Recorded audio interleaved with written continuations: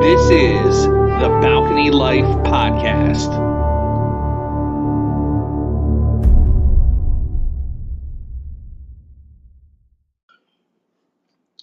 Yo, what's going on, y'all? Greetings. Welcome to episode 6, Balcony Life Podcast, episode 6. Let's clap it up for episode 6.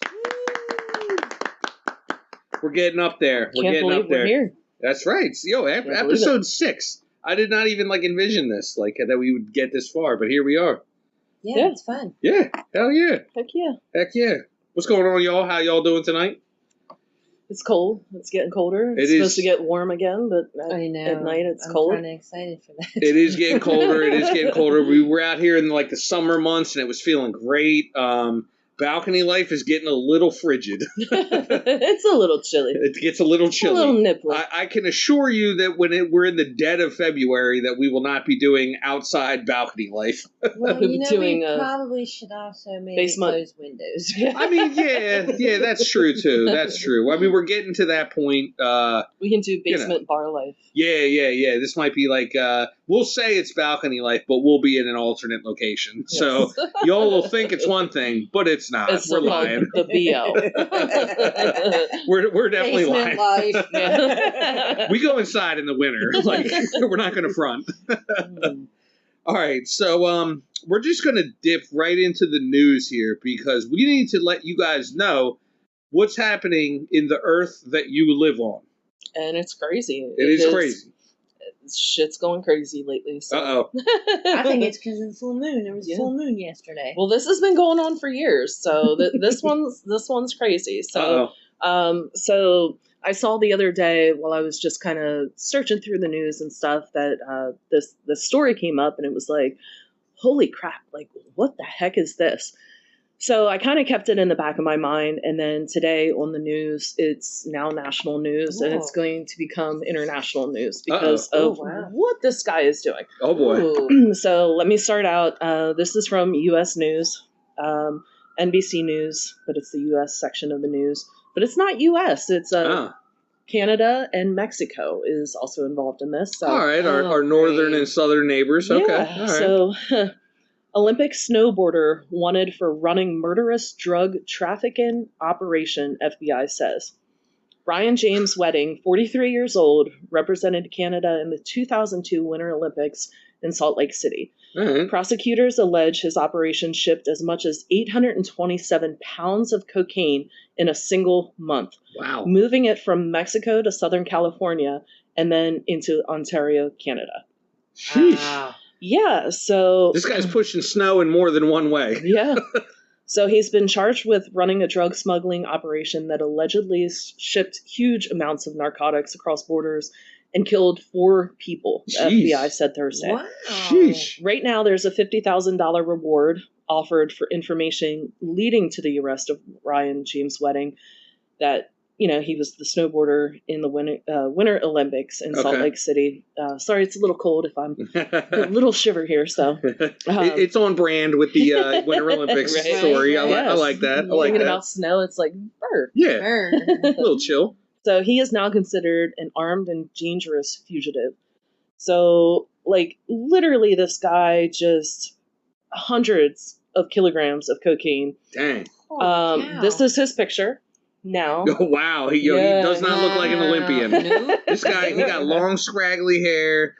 He looks like he's, I don't know, living in some kind of trailer somewhere down in, I don't know, the southern part of the country somewhere. He definitely looks like he is very well versed in some drugs. Yeah. Now, here's my question. If you are able to apprehend this guy or at least provide information on his whereabouts, do you also get rewarded with a gold medal? Oh my goodness. Because I would want that also. He probably didn't win a gold medal. Yeah, it doesn't really say exactly what he did. He just participated in Olympics. Oh, he got the participation trophy? He may not have won. Okay.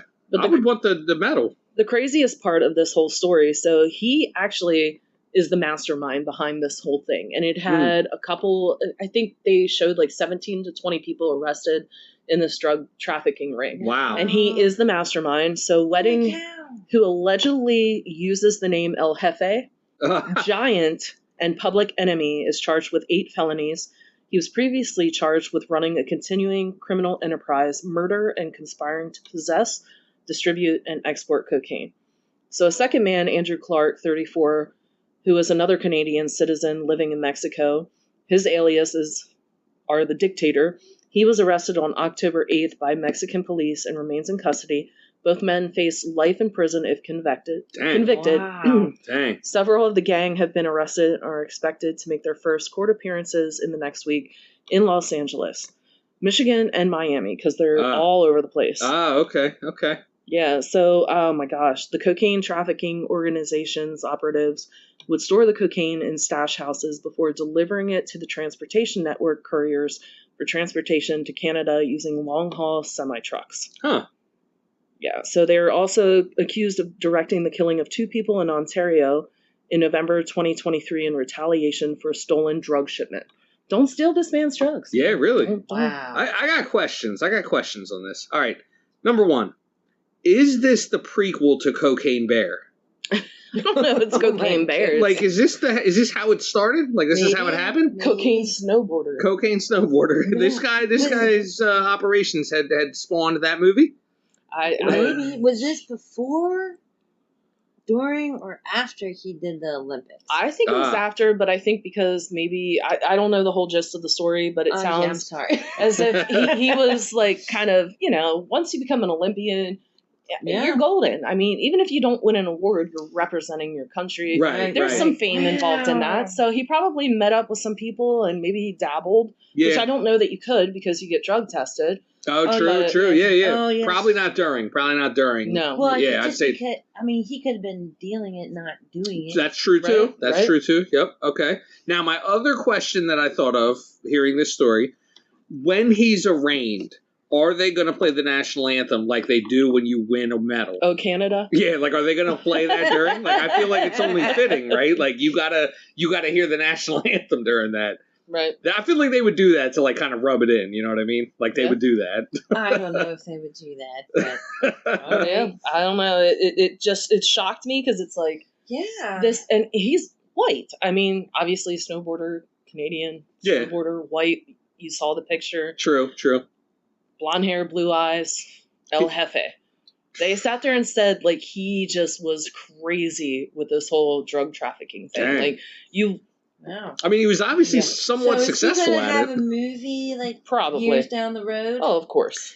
How El Jefe was caught.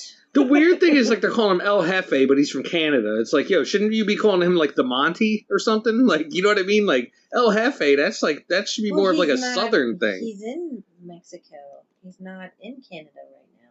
Oh, like, that's where he's operating out of. Yeah, they're saying he is a fugitive in Mexico. Okay, I missed that part. My bad. The Mexican police, the FBI, they're all, and Canadian police, they're all searching for him. It's a big thing, and it's like, wow, Oh boy, and we just made ourselves like targets because we're just pointing it out to everyone. Hey guys, look for the drug dealer. Yo, now we got a target on our back. I know nothing. Yeah. Oh gosh. We're on an undisclosed balcony somewhere in Wyoming that no one knows about, just for safety purposes. Yep. That is crazy. That's crazy. That's nuts. Wow. Boy. You would think like you could just live off of like endorsements and stuff. Like, couldn't you just like live off of like being on like a Wheaties box? But like, no, I gotta like run a drug empire. You would think. Huh. You would think. That's kind of crazy. But yeah, so. All right. He might not have been that popular to be getting endorsements. So that is true. Maybe he met some of these people at the Olympics. Oh, that's true. Because these Olympians are from around the world. Right. Mm-hmm. That's true. And when you're in the Olympics and stuff, you're kind of riding the high of like winning and being a true champion, a true athlete. Yeah. So then when you're done with that stuff, you need to like kind of keep that momentum going. So this guy's helping that process go. Right. And So who knows what they do in that Olympian village that they have? yeah. Sleeping on cardboard boxes. Yeah. Lots of Johnson and Johnson baby oil going on. Diddy's booty shaking. Diddy's supplying a lot of stuff out there. Lord. But I do have. Sorry. No, it's all right. I just didn't want JP to cut me off because there is other drug news. Okay. In other drug news. If anybody watched the Today Show the other day, Snoop Dogg was featured guest. Awesome. Yeah, he was the featured guest on the Today Show. We love the dog. Did the weather with Al Roker, which was pretty cool, to see Snoop do the weather. But, he was reading off the weather report for Mary Jane Falls, Nevada, Stoner, Colorado. Love it. Blunt, South Dakota. Doubles down on the weed smoking joke, saying it's going to be 60 degrees while we blaze in Blaze, Kentucky. I saw that. That was pretty cool. Awesome. Oh my God, everybody's just laughing. Al Roker, oh my gosh, just beside himself, just super on brand. Laughing. Super on brand. Oh my gosh, he's the best. Oh yeah. So other ones was Weed, California, Tokeland, Washington. And the best one, of course, because PA. Yes. Obviously, Pottsville. Yes. Pottsville. Clap it up for Pottsville. Clap it up for Pottsville. Big shout out to everyone listening in Pottsville. Yes. I can't even say enough good things. Pottsville is that's the central hub right there. I feel like the Skook. Big shout out to the Skook right there. Yep. All my peoples in the Skook. Y'all already know what it is. Y'all already know. Yep. So that's the week news and weed. Yeah. And cocaine. Yo, lots of drugs going on this week. Yeah, lots of drugs. Yeah. Lots of drugs. That's how we roll. In Aren't we the world, halfway I guess. to 420, maybe? I think so. Actually, we're kind of close. We are. Yeah. 6 months away. Yes, because in 6 months will be my birthday. Oh, that's right. True. Today is we're not going to say the date, but we're around the 20th. Well, yeah, we're around the 20th. Yeah, we're right around it. Wow. Yeah. I did not pull that out of my ass or anything like that. Halfway there. I'm like, wow, it is 6 months, halfway to 420. It sure is. We're halfway there, wow. So, God bless all y'all. Holy cow. All right, so what else do we got going on? Do we got any other topics going on? What do we got going on? I have a topic. All right. So, Isabel and I were talking the other day because she's in 8th grade and they had York Votech come to the school. Right. And introduce themselves and what they have to offer and stuff like that. That's cool. It's always good for Votech to do that. Right. Yeah. So, I was asking Isabel if she was interested, and she's like in the one, she's interested, but she told me that the one thing that she didn't like was that they had to wear uniforms. Or any type of apparel that's York Votech, like that's... Yeah, you got to be wearing the logo. Right. So, like, my question is, like, because I know you, JP, had to wear a uniform, like, in elementary school. True. Going through school. True. We went to public school, so, right. like, we didn't have to. Like, so what is your feelings on, like, did you like wearing a uniform? Did you hate it? Like... Yeah. Would you, Lori, have preferred to have to wear a uniform, or were you good with going how you wanted to dress? I'll go first because I know there's everyone has their own little this is opinion a good one. on This is a good one. I like this one. I'll go first because my opinion will be really quick. I mean, either way, I actually kind of like the uniform thing, especially kids growing up, because it keeps the bullying out of what clothes you're wearing. Right. Growing up for me, I was not in any type of money. There were times when I moved from York City Schools to West York.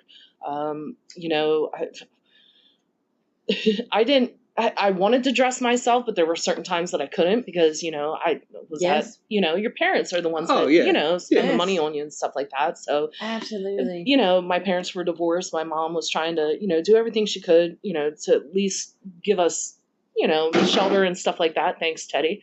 Teddy's just wrecking the house. Yeah. But yeah, I'll never forget my first day at West York.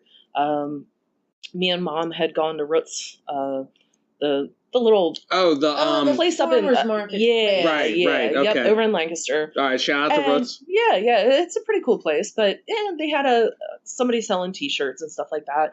I think I might have been 10, 11 years old. Yeah.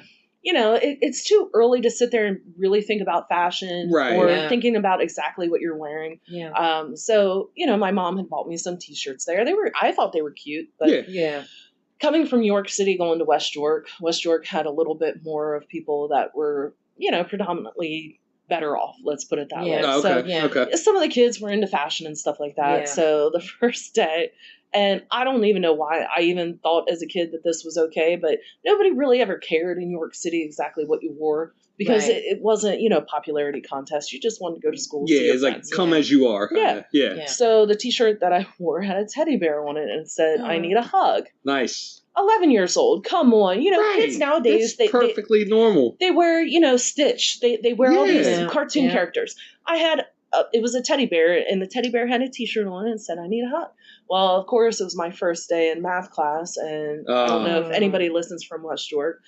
Back then, the math teacher, him and his wife both worked at West York. He had one brown eye, one blue eye, and he was kind of a dick. Did he have contacts or no? That's just how it was? He was just, he was a husky. Wow. But, so he pulled me up in front of the class because I was new and sat there and said, "Does anybody want to give Lori a hug?" Oh, my God. Oh, it was so embarrassing. Lord I literally mercy. went home and I was like, I hate my parents for making me, because I literally went to York City School for probably a year and a half while we lived in West York because I didn't want to go to the new school. Oh, right. So I wanted to keep York City schools because it was what I was used to. I didn't, you know, there might have been a little bit of bullying at York City schools, but it wasn't. You were more comfortable. There wasn't anything a fist couldn't handle. Lori was ready to beat that ass.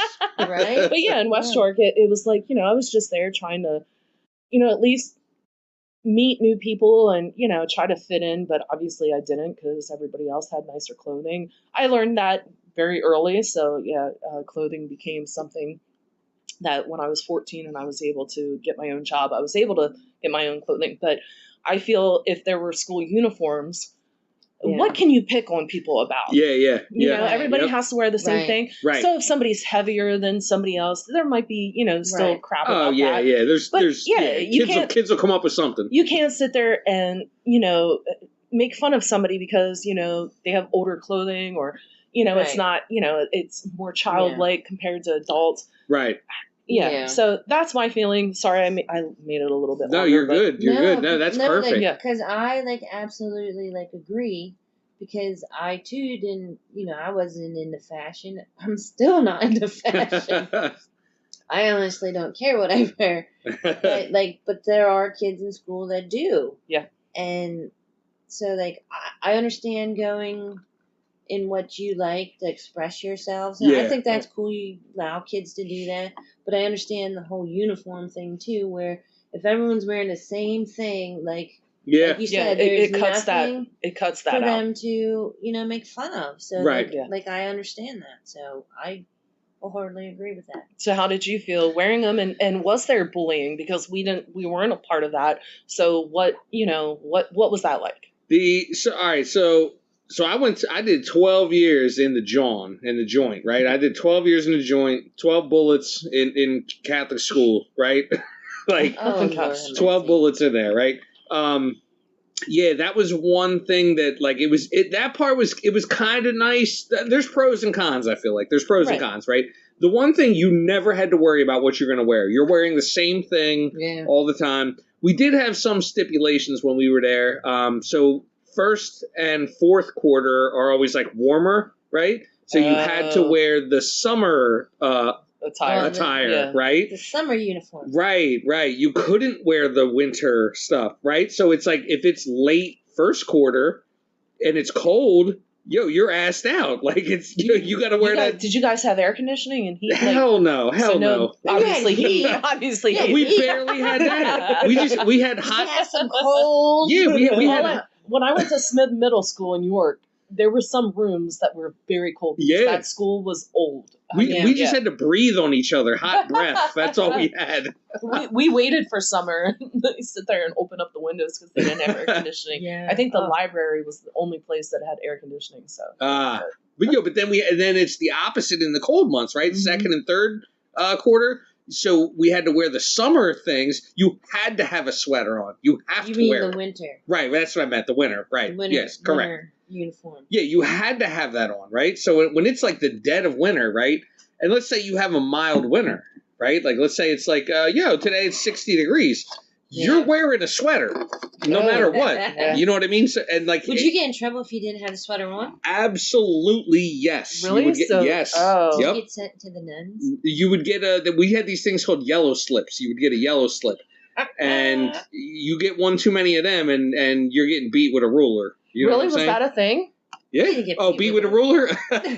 That because I feel like that was a thing way back when I was a kid. I think the whole beat with the ruler thing was over as I was coming into school. Do you know what I'm saying? Like the generation like a couple years ahead of me were probably the last ones to have that. But we did have the mean nuns though. I think they just stopped using the rulers. They would just kind of like give you like the mean stares. You know what I mean? I remember in elementary school, I don't know if maybe it was for show that people wouldn't do it, but I had a teacher that actually had a paddle hanging up on the wall. Wow. I don't ever remember anybody getting done by that, but it was always like, I feel like kids are different nowadays, but back then it was like, you see that? You don't want to do anything. No, my parents had a paddle. Oh, man, when that came out. Nope. The corporal punishment. Yeah. All right. Bend over. Yeah, like it. Yeah. So, yeah. That's why I was a good kid. That's right. That's why you got to be good. You don't want to get beat with that thing. I just didn't even want to see what would happen if I did. Yeah. I know, right? Yeah. But thank you. I'll tell you what, though, with the uniform, though, we had other things that would, like, kind of go wrong with that, right? So you'd have, like, you'd have the girls, right? The girls, like, you're coming into your teen years and stuff, into high school and all that, and they want to get the attention of the boys. So they would roll the skirts up a little bit more. You know what I mean? They would kind of like unbutton one too many on the blouse. You know what I mean? And they would get in trouble for that kind of stuff because, you're showing off the goods. You know what I mean? The boys and stuff, they would just look unkempt. You know what I mean? You'd have your shirt out. You'd have your tie all messed up. You know what I mean? Like you just have stuff like that you would get in trouble for. That's like what we would get in trouble for. So you had to look presentable. That was like the thing. So, yeah, but I never had to worry about what I was going to pick out. You know what I mean? Like that's a nice thing. It was that part was kind of nice, but then there was other things like because we had to wear ties, right? If you wore a button down shirt, you had to wear a tie with it. So I don't know that you would be able to survive nadays with your fashion choices. Oh, now, yeah, no, you'd be like, is this polo approved? Yeah, no. I think that's kind of what shaped how I am now. Like everything was so uniformed for my entire life. If you think about it, I had to wear the same thing all the time. Even when I got out of high school, I was still conditioned in that mindset. Even in college, I would wear a black shirt and jeans, and that was it. You know what I mean? Like, it was just like the uniform. Right. So it's like not until recently, in the last 10 years, it's like, oh, there's other things out there. And I think that's kind of the part of the reason, though. You do have a uniform. I did, You changed the look. I changed my uniform 5 times a night. Yeah. 5 times a night. Yeah, I'm already in my second outfit of tonight already. Fashion show polo. Now I'm in the Dress Well cartel. Right. So shout out to the low life. Shout out to all the polo heads out there. Now another thing about the uniforms, did you for gym class? Yes. Well, obviously you had uniforms for your gym class. Correct. Did you have to have a uniform for your gym class, or did you get to just only have to change your clothes? We were supposed to have certain things that you had to have the shorts and you had to have a t-shirt, whatever. And I think at one point, I'm not sure if it was West York or if it was York City, but yeah, they had specific, I think they even had t-shirts. I think that was York. I think that was maybe Smith Middle that they gave you t-shirts or something like that.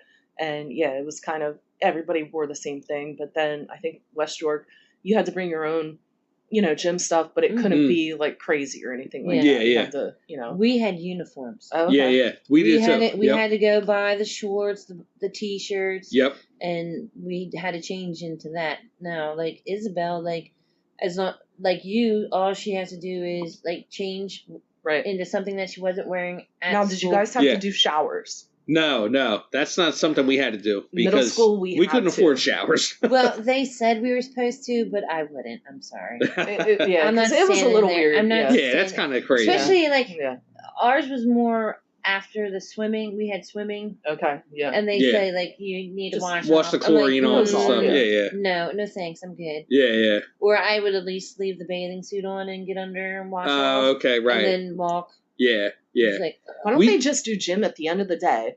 True. That last you change period. into There's it. too many kids. And then if you're stinky, go home and get a shower. Yeah, that's true. They don't think of the school day like like practically. They don't. They definitely don't think of it practically. Especially like when they have picture day. Oh, picture day should be immediately as soon as you get there. Last year, Isabel had gym and then her picture. Oh, yeah, like that's crazy. I hope they didn't make you to do anything crazy. I forget what they did, but I'm like running around, like getting all sweaty, let's play some basketball. Oh, now let's get a photo. And go take your photo, and the photographer doesn't help make sure you look okay. Right, because they don't care. They don't. They just want to get out of there. They don't care, So like I've had many cowlick pictures, and I'm like, oh my god, no, you could have just sat there and I don't care if you would have licked your thumb and pasted it down for something. Right. Some of these are so obvious and so like. Let me straighten out your glasses for you before right. we take your picture. Like straighten out your collar, straighten out whatever.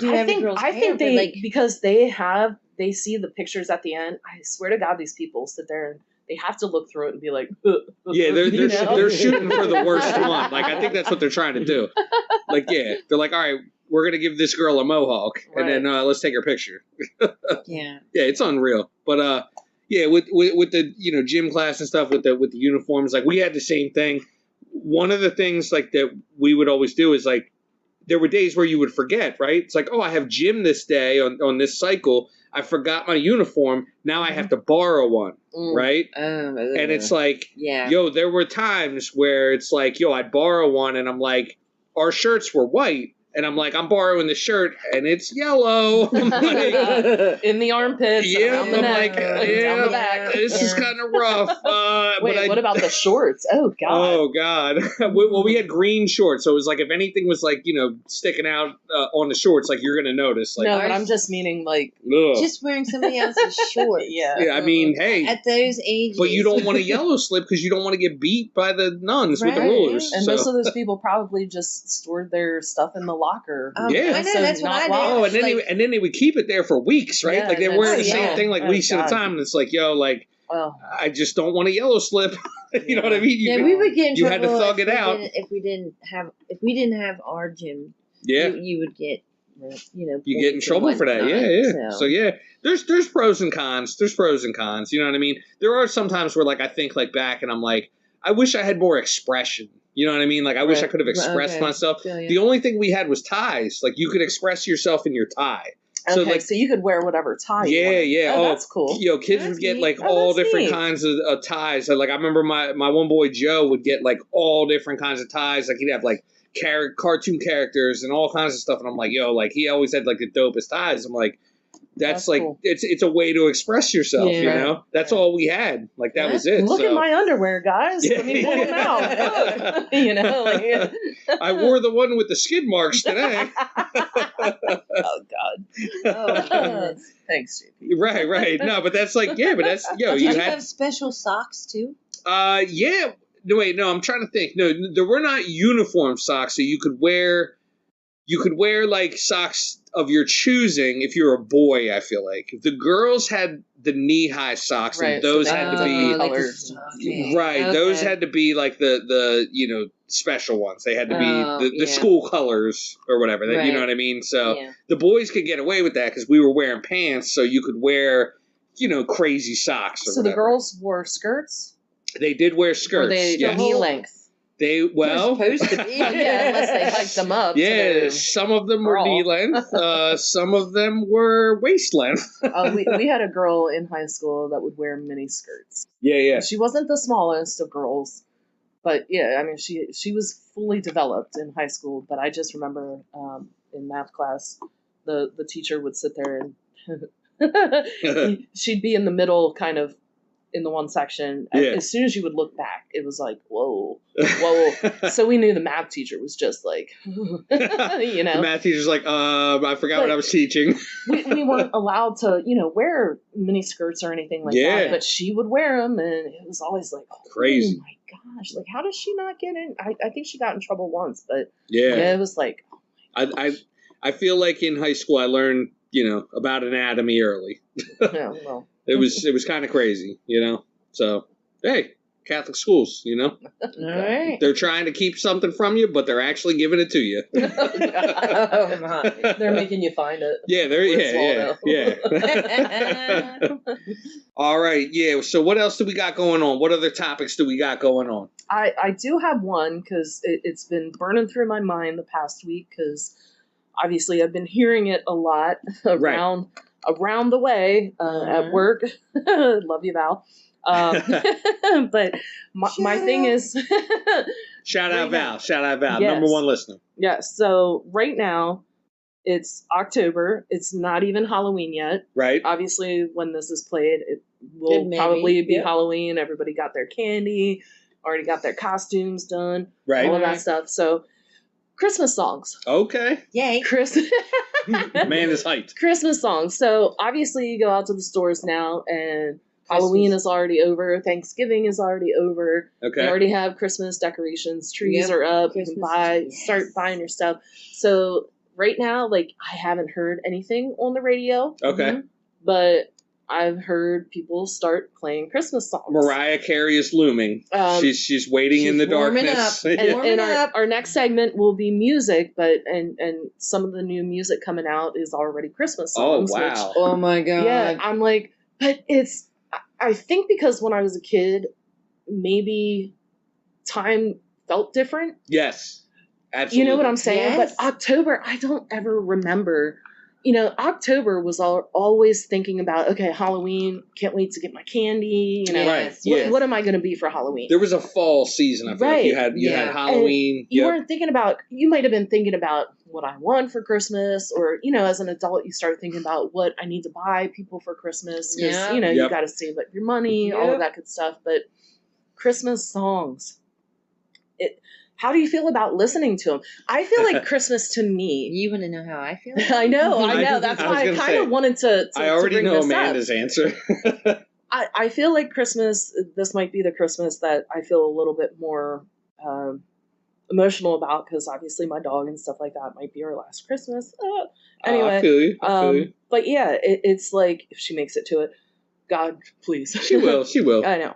I'm hoping so. But, it's like, I always felt like Christmas was a certain time of the year. You get through one, you get to the next, and this is holiday season, obviously, because you have Halloween, then it's Thanksgiving right after, and then I know we discussed this. It's a turbulent time. With the decorations. Yes. And now it's almost like it's Christmas already. We haven't even had snow yet. They're already talking about what the winter is going to be like. I'm like, can we have fall?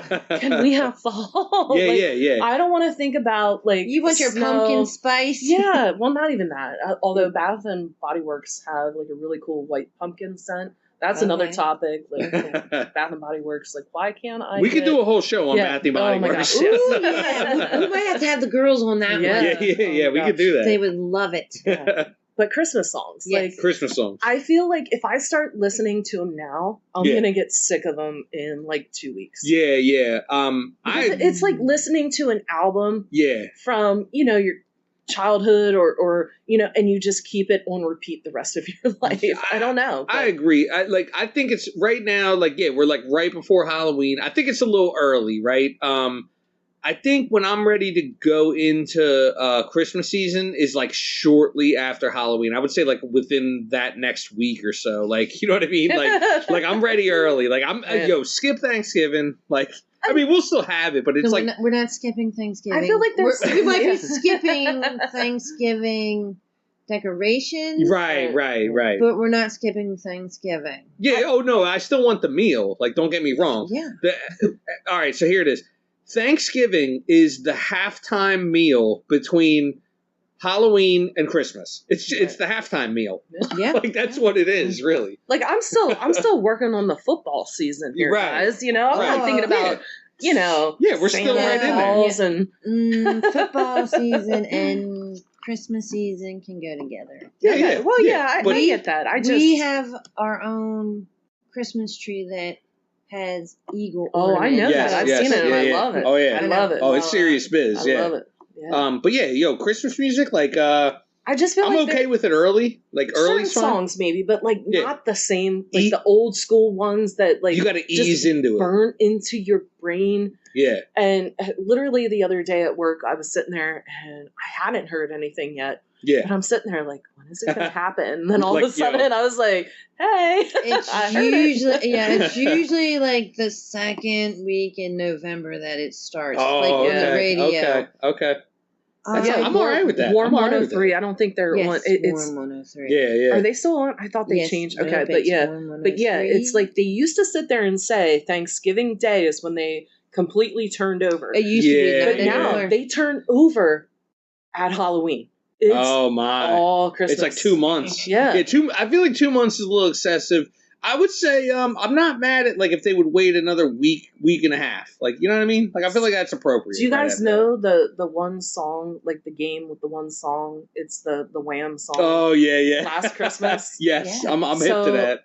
The past couple of years, I've been able to completely bypass and win that game up until like 2 days before Christmas. Wow, that's heavy business. If I even turn to a channel, like I try to listen to my Spotify on my car as much as I can, but you guys know I love NPR. Right. I love 91.1. It's the Middletown. The high school station. I love that station. I'm hip to that. Because they play random stuff and stuff that it's like I haven't heard that song in forever. I don't think I have that on my 80s playlist. Let me put it on. But so literally I got to stop saying literally. But really, I will sit there. If I hear Christmas songs, I will turn the station. Okay. Because it's like a game to me because I don't want to hear it last Christmas. Yeah. Last year, Christmas, oh my God, I gave you my heart. That's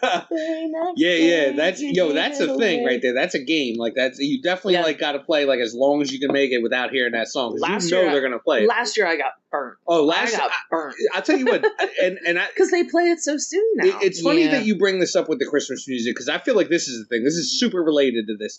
There are like year after year, I feel like there are songs that they play heavier than others. Oh, yeah. And that last year was one of those years where I felt like they played the Wham song like crazy. Because they want people to lose the game. I think, they're hip to that. They're like, they know they got money riding on it, and the radio station is in on it. They're like, we're going to make sure these people lose these bets. We need to find the new song, the Ariana Grande Christmas song. Oh, that song. Yeah. I know that one. I don't know. You know what? I'm not mad at that song. That song's all right. It's not the best one, but it's all right. I'll live with it. It's fine. You'll never win with the Mariah Carey ones. Oh my God, yeah. That one is like it's so crazy how iconic that song has become. That is like the representation of Christmas music anymore. Like she comes out of her coffin or whatever her ice block. No, her hyperbaric chamber. Her ice block. She falls her way out of it. Like I know Amanda is itching. Amanda? Go. All right. So we gotta let her. Let's just turn this whole segment over to Amanda because she's going to tell us how it is. Yes. I love Christmas music. Right. All right. I could probably listen to it year round. Which is insane. But go ahead. Seriously. But I also do understand, like, I get so sad when it turns off. Yeah. Like, no, not yet. Yep. Can you at least go through, like, the month of January? And then, right. I feel like Baby It's Cold Outside. Like, that song could be played as long as it's cold out. Yeah. I could listen to that one. But that's not really a Christmas. That's a holy shit, I'm cold song. Yeah. Let me find somebody to warm up with. It almost sounds like an R. Kelly song. Drug me so I stay at their house. Right. Like, this dude's doing anything he can to keep this girl here. That song is super rapey. Oh my goodness. It is. Okay, It is. nope, we're not. I mean, yo, All right, we're not getting into that. We're not all digging right. But like, just listening to Christmas music, just like, it just makes me so cheerful and like that's awesome. jolly and in a good mood. Feels that, good. Like, yeah, it's awesome. Yeah. And now, like, now that we're like parents and we're like, yeah, ooh, we gotta make sure these kids have a good Christmas. Right, No, I right. get You that. want them I to get have the that. same kind of feelings. Like, you want to pass on that feeling. Like, Oh, it's so much fun. Like, and maybe because decorating I'm and different music. because I don't have children or anything like that. I But I get excited, like, because like we usually get you something, and like Oh, I love the holidays. Like giving. Yeah. Oh, yeah, Like, no, I love the it. giving. I just is like that, just like, great. Like, see people happy, Right.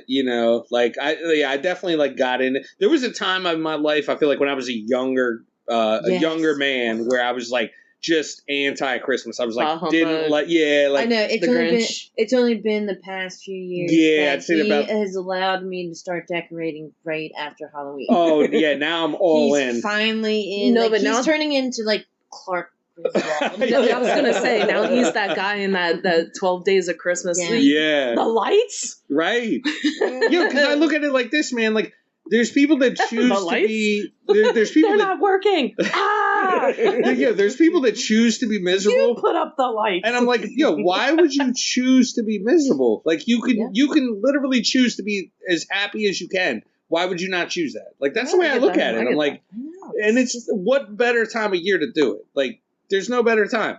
It's insane. Yes, I love it. Yeah, so It's my I'm all favorite. Let for me it. just get through my car inspection and those type of bills. That's how I feel in August. Like, oh god, time for the car inspection. Mine's October, so like yes. thankfully I have it next week. But yeah, I'm like, Yeah. let me get through some of the things I don't have money for, and then let me get into some money, and then I can start being like, okay, jolly, because now I have the money to sit there and buy. Yeah. Not buy, but make people happy. I got a good one for this topic, right? Along the same lines. What's your favorite and your worst Christmas song? Like, what are your two? What are those two? The two extremes. What's your favorite, and what's the one that you hate? I know Amanda don't hate anything. She loves it all. I don't know. But like, yeah. What's your favorite, Amanda? They're all my favorite, but I honestly like Ed Sheeran.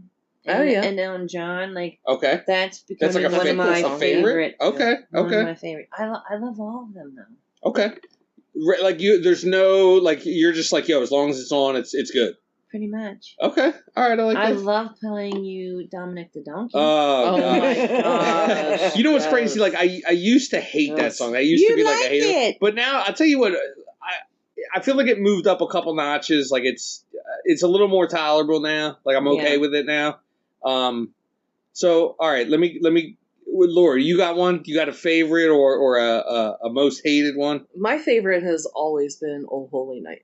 I Oh, feel like good that. one. Oh, that's a good one. That gives me chills. Okay. That if it's snowing outside Mm-hmm. and everything is white and calm, Right. and there's nobody. Oh, there's nothing Peaceful. There is nothing better than, and I'm gonna hate myself for saying this because as much as I don't like the snow, I love, especially if it's on a weekend. Yeah. Well, yeah, as long as I don't have to drive through. Yeah, exactly. I used to love driving through it because but now it's like that's a different story. Right. As you get older, you don't want to be that kook that freaking sits there and tries to drive through something. It's still nice to look at. Yeah, it is beautiful. Yes. If it is like a calm night and it's snowing and all you hear is the pitter patter of the snow just hitting the other snow. Yeah.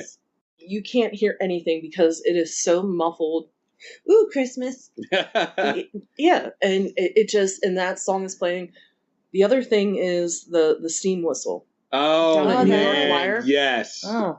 The best night to hear that is when it's a snowy night. Yes. If it's snowing that night. Oh, man. And you can't hear, like, because where I live, I can hear 83 way off in the distance. I can hear the J brakes going. Yep. And it's like, oh my lord, I can hear the trains by Emmetsville. Yes. I don't even live near there, but because I don't know if it's the valley or something, but I can hear all of that. But if it's a snowy night And even when I lived up in South York, up off of Hillcrest, Greendale, over by Crimson's. Right, yeah. Being up on top of the hill, that was the best time. I would go out on my screen, like you guys have the screen. That's a good place for that right there. I was up on the hill, and you could hear it, and it was so eerie. Yes. I remember the first time I ever heard that stuff. I was it sounds like aliens are invading. Oh my gosh. That's what it sounds like. I thought it was like the three headless horsemen coming in. I was like, am I going to die today? Yeah, it's like, the book of Revelations is real. Like, it's happening right now. I think I read the Bible not too long after that, because I was like, what is going on? This is so crazy. And now there's the Saturday before Christmas that they do the testing of it. So usually around noontime you can hear it. Yep, middle of the day. Yep. And it's like, I'm like, the aliens are landing. But then Christmas, I always, no matter how tired, even if it's, I know the one year we had Christmas, it was during the week, and we had to go to work the next day. And I'm like, I'm staying up till freaking midnight because I want to hear this. And I stood outside. It's like 11:30 or something they played? Like something like around there, 11:45 or so? Yeah, sometimes they don't get it right until like 12:05. Yeah, 12:05. Yeah, it's right after. Yeah. I think it was last year. Last year that Christmas was like on a Monday or Tuesday or something. Yes. And we had to work the next day. We cleaned up. It was like, oh my God, I'm like, okay, I need to have glass of wine. Mm-hmm. Took my glass of wine out front and looking like the only nerd on the road because I'm standing outside like, oh my gosh, when is it coming? Do I hear it? Yep. And it was a windy night. It wasn't snow or anything like that. But then just standing, I felt so defeated, deflated, just like, no, I can't hear it. And then all of a sudden, and I'm like, oh my God. That's awesome. I wanted to run to everybody's houses and be like, hey guys, you hear this? You hear this? To anyone listening that is not hip to this, we're talking about the steam whistles in York, right? They play New York Wire. Yeah, they play the steam whistles. Like, it's fantastic. If you live in the York area, you already know. It's international. They have a YouTube page that people from Germany, Japan watch them. Yes. Oh, yeah. Right. Yeah. Yeah. Oh, it's crazy. Oh, people are like, this is a big deal. amazing. That. Oh, yeah. They have a Facebook page. Yes. It's old school. It's old school, and they've been doing it a long time. And it's like, awesome. It's one of them things where you're just like kind of like proud that it still goes on. Yeah, and they pass on, like they had to pass on the guy that originally did it. Yeah. Pass it on to a new guy. Yeah. I don't know if the old guy, the other guy passed away or something. But they passed it on to a new guy. Awesome. Yep. And they keep it's it rolling. literally on the wall, and it's just this handle, and they go to each, and it might not sound exactly like you want it to sound, but they get it really close. Right. Sometimes it's flat, sometimes it's high, but you can hear it, and it's distinctive. And yes, it also sounds like the world is ending. We need that, John. So they do it on Christmas night? Yes. Yep. Christmas night, and then the Saturday before. Year. Yeah, I was going to say that. No, I just can't remember if it was Christmas Eve or Christmas Day. Yeah, when we used to live in West York, we used to hear them test it out. Wait, no, it is Christmas Eve. Yeah, Is it Christmas Eve or Christmas? It's Christmas Eve that they do it. I'm sorry, Christmas Eve. Christmas Eve, okay. Yep. Yes. So no, I didn't have to go to work then. Oh my gosh. Why do I feel that's right? Yeah. I mean, there's still a lot of preparation like for that time Sometimes frame. So after Christmas Eve, I feel like Christmas Day is it's a whirlwind. It's a whirlwind throughout that whole time. I really feel like You might have had something to do and you went in extra. Maybe I had too much wine on Christmas. I'll tell you what, when you get to them vacation days right around that time, it's like, everything blends together more. So, yeah. Sorry about that. Yes, it is Christmas Eve. Yeah. It is Christmas Eve, and yes, trying to get up to make sure Christmas Day is good for all the food. But that's what it is. But that's one of the sounds like you need to have for Christmas. Yes, you need that. Yeah, you definitely need to have Getting that turkey and that ham. Yeah. In the oven, 5 o'clock in the morning. Christmas. So let me circle back real quick. Okay, so sorry. my songs, right, that I like, these are like my best and worst ones, right? Okay. Number one best song for Christmas is Christmas. I can't remember the name. Oh no! It's not Christmas in That's Harlem? a good one. The Kanye West one, Christmas in Harlem. That's pretty good, but that's more on like my rapidy rap stuff, right? Oh, good. The one that I like is the Pogues one. Yes, I was gonna say yes. I was just gonna say that. Oh my god, that is my number one song. Oh my gosh. I love that song. Like that is Christmas to me. That's the number one, John. Yes, I know. But do we have to watch the video? Yes, we have to watch the video. Yes, because you got to see him in the drunk tank. No, I'm good. Oh. The worst one is the Paul McCartney joint. Simply having a wonderful Christmas time. Yo, get that shit out of here, man. I don't care if he's a Beatle. I don't care. I still, every time I hear it, it's something with the organ in it. It just, I don't know. Oh, my God. I'm the weird one because I like that one, and because of the game. Burn that shit. I still love Last Christmas. I mean, all right. I mean, it's cool. It makes me think of Christmas and stuff. That one I'm a little more like non-committal, I guess. But the Paul McCartney one, get that out of here, man. How did that come from the Beatles, man? That's like the worst song ever made. That song is trash. I like it. I don't mind it. I don't mind it.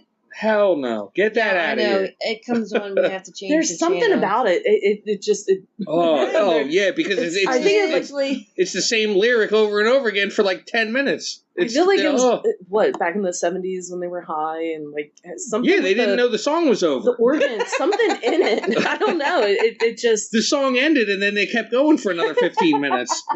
And now they play it on the radio like it's awesome. No, that shit is not awesome. No, get that off of here. Wait, we don't need to hear that. Didn't Snoop do a Christmas song? Oh, yeah. Wasn't there the Christmas rap or something? Oh, my God. So Death Row did a whole Christmas album. Yeah. There was a whole Christmas album. Santa Claus Comes to the Ghetto. That's a good one, too. I like that one. I just remember the one. It was a video with Snoop, and he was... the video is just crazy if you watch it. But, I know the exact one you're talking about. Yep. Love it. There's the big all-star one with everyone on there. Oh my gosh, it's escaping me right now, but everyone's on it. Snoop is on it, Reverend Run. They got Onyx is on there. Keith Murray is on there. Yeah. Everyone's on that joint.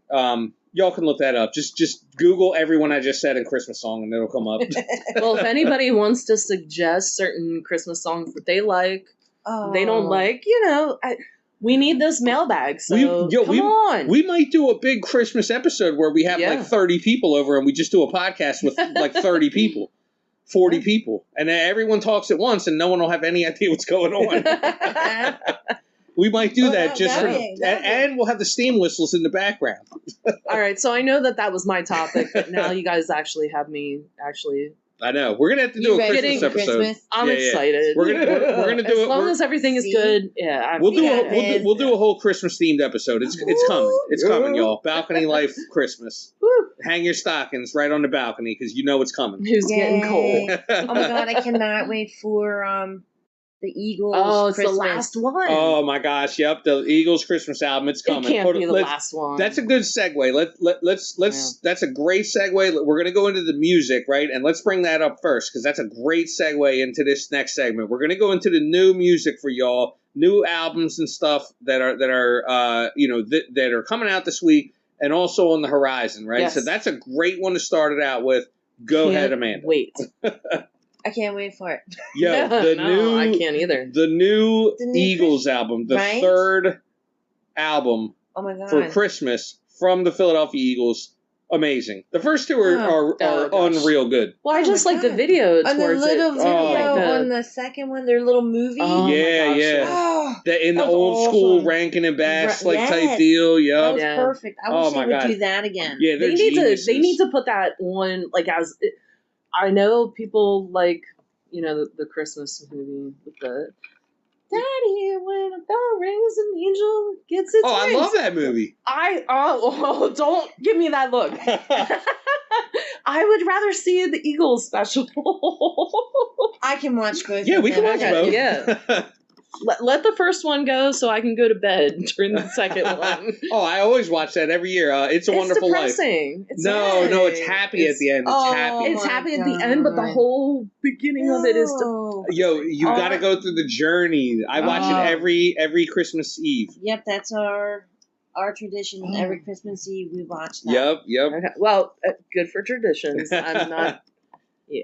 Yo, we're gonna do a whole Christmas episode. I feel it coming. We're gonna have a whole themed one. But anyway, so I'm excited about that new album. We got the Eagles. The Eagles album is dropping Black Friday, I think. So that's coming up. That's not too far away. That's like what is that? About 6 weeks away, roughly. Yeah, that's coming soon. there's probably gonna be some good people in there too. They did the first one. I thought the first one was amazing. No, it's 5 weeks away. 5 weeks away, 5 weeks away. I thought the first one was amazing. Then I was like, oh my God, they're doing a second one, and the second one was even better. I was like, I'm amazed at this next the third one. It's gonna be crazy. They have Boys to Men on it. Boys to Men. That's right, I forgot. Boys to Men. Yay. Hello, love you, one, yay! Oh my God, they had Patti LaBelle on the second one. They got Boys to Men on the third. Like, it's Philly to the core. Oh my God! Yes, I'm so hyped for that, man. Sean Stockton. Also, like, then you know what I think? Like, I'm super cocky. I'm like, oh, other NFL teams. How many Christmas albums do y'all have? Oh yeah, 0 because you suck.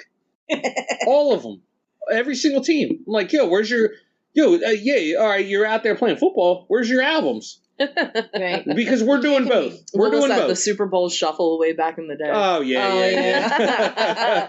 Oh, that was always so much fun. So Eagles are out there. They're loading the shotgun for the Christmas holiday. Oh, it's gonna be great. What else do we got in music coming out? What else do we got? Well, I listened to a little bit this week. I got into a weird Spotify playlist, but I always like to listen to different genres. Yeah. Somehow I got hooked up to a Caribbean oh my goodness playlist. I like that. But no, it was actually really cool, and I'm like, why didn't I find this during the summertime? Yeah. Because this would have been the perfect summer. The one was Carnival 2024, so it plays all the songs that that they have down in Carnival. Oh yeah, down in the Caribbean and stuff like that. But how do you find these? Spotify actually has like this whole section where you can you can page down through and find anything. Oh, yeah. Anything. Okay. They used to only have like it would like pop up for you like as a recommendation. No, the homepage you can go to search and then it pulls up all the different playlists, all the different genres. Not all the genres because there's multi-genres in each little block. More to your algorithm, I guess, right? No. This is no algorithm. Just like finding a new thing. But the more I do, the more my algorithm is. So that's why It forms it more towards that. I can't wait to see Unwrapped at the beginning of the year because instead of 360, I'm probably going to be up to like 400. Oh, wow. Different genres of music. Keep us up to date on that. I will. We need the number. But it's all right. So one of the songs that came up was Lil Rick. Okay. His song Bam Bam. It's a fun Caribbean carnival song. It's easy to shake to. I was literally at work sitting there just bopping in my seat while I'm typing away, listening to this on my ear pods. And it's a fun little thing. Just if you guys just check it out. Okay. I'm not hip to that dude at all, but I would definitely check that out. Yeah, and if you're on Spotify, do even Caribbean. They have like it's their playlist for, I guess, their awards for Caribbean music 2024. Oh, wow. There's a bunch of different ones. Yeah. There's a lot of songs about rum and drinking, which if you go to the Caribbean, you have sun, drinking, ocean, lots of fun. Never been there, but that sounds fun. Would love to go. Yeah, let's go. So today I got into a little bit of some of the newer songs. Dan and Shay. Oh, God. I love Dan and Shay. Oh, stop. I like them too. I like Dan. Shay's pretty cute, but I like Dan. So I like their music. Yes. They're cute. Come on, they're cute. And they were on The Voice last year, so it was really nice seeing them. I missed that season. They were really nice to watch. Oh, I got you. So their new song out is the Cozy Song. So it's kind of like a winter cold coming up. Get your house slippers on. Let's find a blanket. I think I heard. Yeah. Yeah. Oh, it's a cute. If you're into country, if you're into pop country, this is a slower one, but it's not like crazy slow. Yeah. But it makes you want to just grab a blanket and curl up, and I'm pretty sure that I've heard that one. But lately I've been listening to a really cool podcast at work. So okay. So I haven't had the radio station on. What's it called? It's called Balcony Life. Yeah, I've heard of it. Oh, cool. So there's other songs that came up, other albums. Kylie Minogue If you guys remember her from back in the 90s. I've heard the name, yeah. Not super hip to her, dance but music and stuff like that. She had the la la la. Oh, yep, okay. Oh, I didn't realize that was her. Yeah. Okay. Yeah. So that was like her famous song back then. Yeah. Can't Get You Out of My Head was the song. Yes. Sorry. Had to sing it before. As soon as I heard the melody, I'm like, I'm in. I know it. So she has her new album called Tension 2. Didn't get a chance to listen to all the songs, but yeah, she's back. She's been back for the past couple of years. Some pretty cool songs. That's cool. She has the one song with Tova Lo that obviously I love, and I think Baby Rexha is BB Rexha. Okay. So yeah, Mary J. Blige. Okay, the Queen. The Queen. Yes, her new song "You Ain't the Only One." Shout out Melissa. Yo, what up, Melissa? We know you. We know you're listening. Yeah. Right? Shout out the Queen of R&B soul, Mary J. Blige. Right. So this is her single coming from her new album that's going to be out November 15th. I was not hip to this. Oh my November God. 15th. Gratitude is her new album. Oh, I'm here for that all day. So this is a little preview to the album. Right. Pretty good song. I like Mary J. Check it out. You guys heard when I came over, I previewed a little bop. Rosie, she's a K-pop. Yes. K-pop girl with her collaboration with Bruno Mars. Yeah. He's back, thank God. Yep. I heard that. I was like, okay, he's starting to pop up here and there on songs now. The song is called Apartment, but it's literally spelled APT with a dot. And she never says apartment, but she says appetite. So it's addictive to listen to. So Rosie and Bruno Mars, you can't Google Rosie. It has to be ROSE with the little hyphen over the top of the E. But I think she considers herself Rosie. Yeah.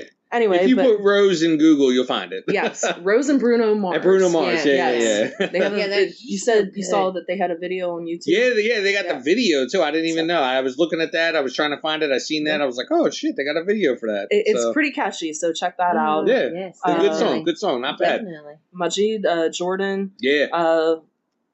Life 2 single came out. Love his music. Can't wait for an album. Oh my gosh, can't wait for that. Down with Drake, OVO. Love it. And now we're on to stuff JP does not like. Because Dan and Shay was cool. Yes. But yeah, Midland, I love them. They had the song "Drinking Problem" that I used to play a lot when we were out. Love that song. So I love these guys. Their new album, Barely Blue Deluxe. It's I can't say it's a new album, but it's the deluxe album from what they already put out. I probably added on a couple of Jones. Oh, okay. Love it. And then I have to go into somebody that didn't know about. Oh, boy. I watched the Kelly Clarkson show today. Oh, I love her. Yeah. Warren Ziders. Not hip to this. Do you know who he is? I know that name. So he's a new up-and-coming country artist. Mm-hmm. Huh. Oh boy! Oh no! He came out on Kelly Clarkson, long hair with the cowboy hat, very tall. Let me look at this. He was sitting there talking to her, and I guess he was on her show before, but it was a pre-recorded part, and it was one of his new songs before he was really famous. Okay. So she had him on her show, but I don't think she ever really met him before that. Oh, okay. So she was excited to have him come back on because he has an album out, and now he has a newer song that came out today.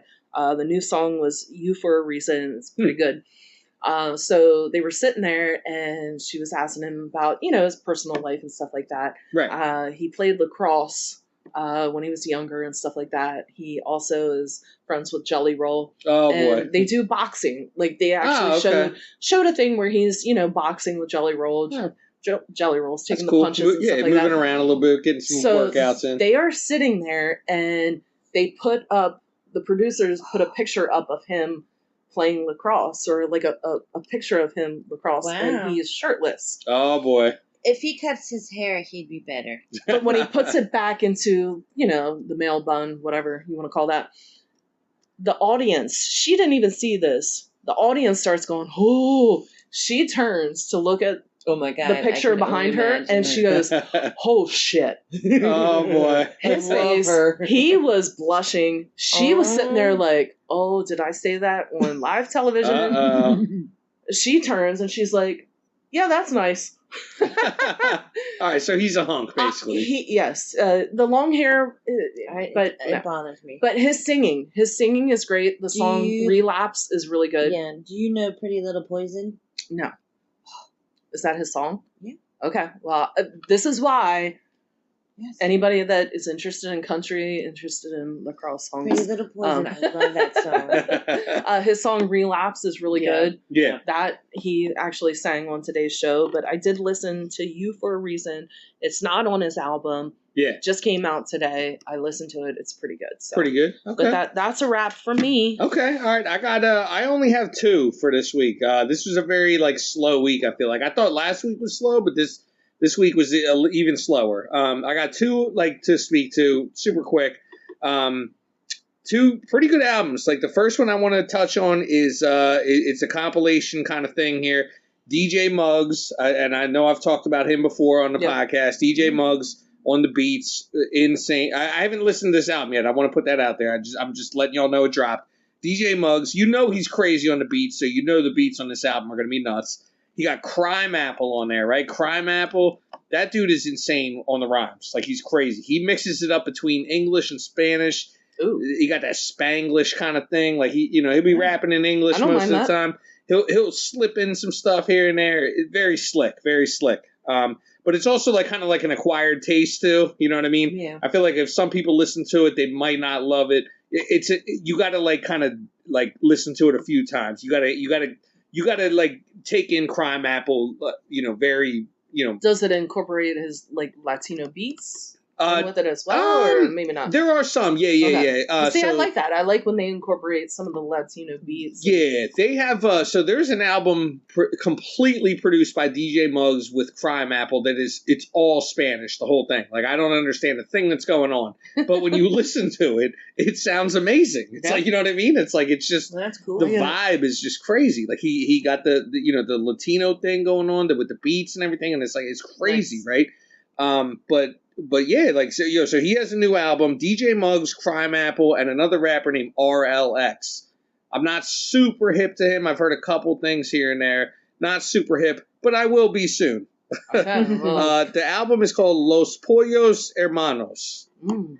So I'm pretty sure that translates to the Chicken Brothers. You know what I'm saying? Hey, I don't know. But quality music. I'm sure it's quality music. I will peep that out, and I will make sure that to give you all the follow up. So that's one of them. Another one that came out. This is probably the biggest one of the week. This is heavily anticipated. Benny the Butcher for Buffalo on Griselda. Mm. Him and the producer / rapper 38 Special. They dropped a new album called Stabbed and Shot 2. Oh, wow. Stabbed and Shot 2. So they survived. They survived the first one. They were stabbed and shot on the first nice. One. They came back again for another one. All right. It doesn't get any heavier. Benny on the rhymes is crazy. I mean, if you know Benny, you already know how he gets down. 38 Special is he's one of the dopest lyricists / producers that I've seen in a long time. He's crazy on both sides of the coin. You know what I mean? Cool. So very hyped for that. I've seen probably 2 or 3 of the new joints off the album. 38 Special is killing it on there too. He's got the rhymes. He's on the beats. He's on the rhymes. Nice. Killing it. Benny is always consistent. So that's another good one right there. That's definitely one to check out. That's all I got, man. There really wasn't that much, man. These rappers were taking a week off. They're trying to get their pen game right. They're trying to make sure they can, mess with these other rappers. So they're getting ready for Christmas. That's right. They're getting ready for the Christmas albums. Everyone's coming out with their version of Simply Having a Wonderful Christmas Time. They're going to rap over that. So that's what we got for music. You know what I'm saying? Nice. We're going to dip right into everyone's favorite, Credit, Edit, or Dead It. The greatest segment on the face of the earth. I credit it. I credit the segment also. This. Yeah. Just on the segment alone, I credit it. Yes. All right. let's go right into it. The number one thing that I got for y'all, saxophones. Ooh. The musical instrument, saxophones. I will credit it because if you listen to the 80s music, there was nothing better than a song saxophone that had a frickin' sexy ass saxophone. Yeah. I'll agree my with gosh. that credit. You say credit too? Okay, so all right. So back in the 80s when a saxophone would come on, especially oh my God, George Michael. Oh yeah. You know it's going down. Yes. Anytime I hear that sax, I'm like, I'm going to say the same thing. I'm going to say credit also, and I'm going to give you two epic examples real quick on why it's awesome. Number one, Bill Clinton on the Arsenio Hall show. Yep. With the saxophone. Okay. Made it epic, right? That wasn't the only thing getting blown. You had to say that. I had to say it. I had to put that in there. Number two, for the old school heads, Lisa Simpson playing the saxophone on the show. You remember that? That was a big deal. Yep. That was a big deal. Awesome. So yeah, saxophones credit all around. Bring the sax back. Yeah, we need that. Yo, whoever's making songs out there right now, let's bring saxy time back. We're bringing saxy back. Yes, please. Saxophones. Okay, all right, ready? Number two, anchovies. Yuck. No. Amanda says dead it. Right off the rip. They're disgusting. Okay, I'm gonna join you on that one. Yeah. I see no reason to keep them in life. And Lori has a different opinion. Lori? I have to anchovies? say Edit, okay. You will never see me open up a can of fresh anchovies and pop those little suckers into my mouth. Lori's a little adventurous, so she's gonna... But you guys probably don't like Caesar dressing. Mm-mm. Nope. Yep. So nope. But that's really good. One of the reasons why. So high-end restaurants. I didn't even know that was in there. Yeah. Neither. High-end restaurants will actually put anchovies in their Caesar salad. Yeah. But a really good Caesar dressing has anchovy paste into it. Okay. And also, when you eat Thai food or any type of some Chinese, Asian food, there's a thing called fish sauce, which is... And I don't eat that either. Oh, but it's... if you like taste, and everybody wants to say that fishy, but if you like any sort of like Thai food, and I love Thai food. Oh my God, I'm like literally drooling right now. Fish sauce is one of the things, and it's considered umami. So umami is like, hold on. That was a your mama joke? No, umami. It's your really what they're considering like the extra sense. So it's the sense of taste. Like you have don't have it. Taste, but there's an added to the taste, and I'm not even hip to this. What is this? Like a sixth sense? Yeah, it kind of is. Wow. They're saying that it is. So there's food that if it comes to anchovies, I don't want to know if it. You can eat something and just get this like ultimate satisfaction from it, and it's all encompassing. It's umami, and a lot of it has to do with. Did you try this before? I love Caesar dressing, and it has to have the anchovies in it to make it that Thai food. It gives it that Thai food with tang. If it doesn't have fish sauce, like I have a thing to make some Thai food at my house, and I haven't done it because I'm still on the fence about buying fish sauce because it's going to sit in my cupboard only until I make this dish. And I don't know when I'm going to sit there and be like, oh, fish sauce. Let me just drink it out of the bottle. It's not like pickle juice. Right. Sorry. You guys don't like that either. That's our new... You keep that stuff over there. That's our new shirts right there. Team fish sauce and team not fish sauce. I say edit because I think you need it to have that extra taste in certain dishes. All right, yes. That's fair. That's fair. All right, ready? Next one. DMX. Credit? You're going credit, Amanda? Yeah, How come? DMX. How come? Awesome. Oh, because it's awesome. Okay. That's what I believe. Yeah. Okay. I see what you're doing. All right. Lori, you say, what do you say? Credit. Okay, 100%. Credit. I'm going to say credit as well, DMX. I don't think there will ever be another. And I don't, it's crazy because I don't even think we realized it at the time. But I think we were dealing with another kind of like Tupac essence. You know what I mean? When you saw Tupac and then he left us, it was like there'll never be another. You know what I mean? It was a one of one. You're never going to get another. And I think DMX is in that same category. Yeah. I don't think you're ever going to see another one. I think that dude was so real and so in tune with, the human spirit, I think. I don't think you'll ever see another rapper like that again. Yeah, he was. I saw a documentary on him, and it was heartwarming. Yeah. Even though, he had his stuff going on and stuff like that. But he such a hard life growing up, but then also, like, he had his moments, man. He loved hard, you know what I mean? Yeah. But then he also, like, had his demons, too, you know? Yeah. So, just, like, such a when he was good, it was just, like, the perfect dude. Like, you wanted to be around that guy. And you we've know what seen I mean? it. A lot of artists have a lot of demons. And unfortunately, with the latest with Lincoln. All that stuff. Yeah, people, people have demons. Like, it's part of human life. You know what I mean? You got your demons and stuff. Everyone has bad stuff. 100% amplified because they're famous. Right, exactly. Yep. I don't think there'll ever be another DMX. Like, fantastic catalog too. Like, when you listen to that catalog, it's unreal. Even the last album is fantastic. Like, it's crazy. So all right, next one. Rest in peace, DMX. Rest in peace, DMX. Next one, plungers. Oh my gosh. The tool that sits right next to your toilet. Who plungers. suggested this? I want to know who suggested this. None of these. How did you figure out to use a plunger? Oh my gosh. I'm gonna go. I'll tell you what. Let me start it off. I'll get y'all going on this one. I'm gonna start it off. I'm gonna say edit on plungers. Okay, plungers. It's a great idea, right? Because obviously, you've had. Everyone has had problems. You go in there. You need them. Yeah, you need them. It's a needed tool, right? Yes. But here's the thing where I'm saying edit, right? Like, it's a great idea. Great idea. It needs to be edited, though, because there have been no improvements to this tool in forever. What kind of improvements do you need? They have the ones that have the extra little lip underneath, okay. So like it actually fits into that little.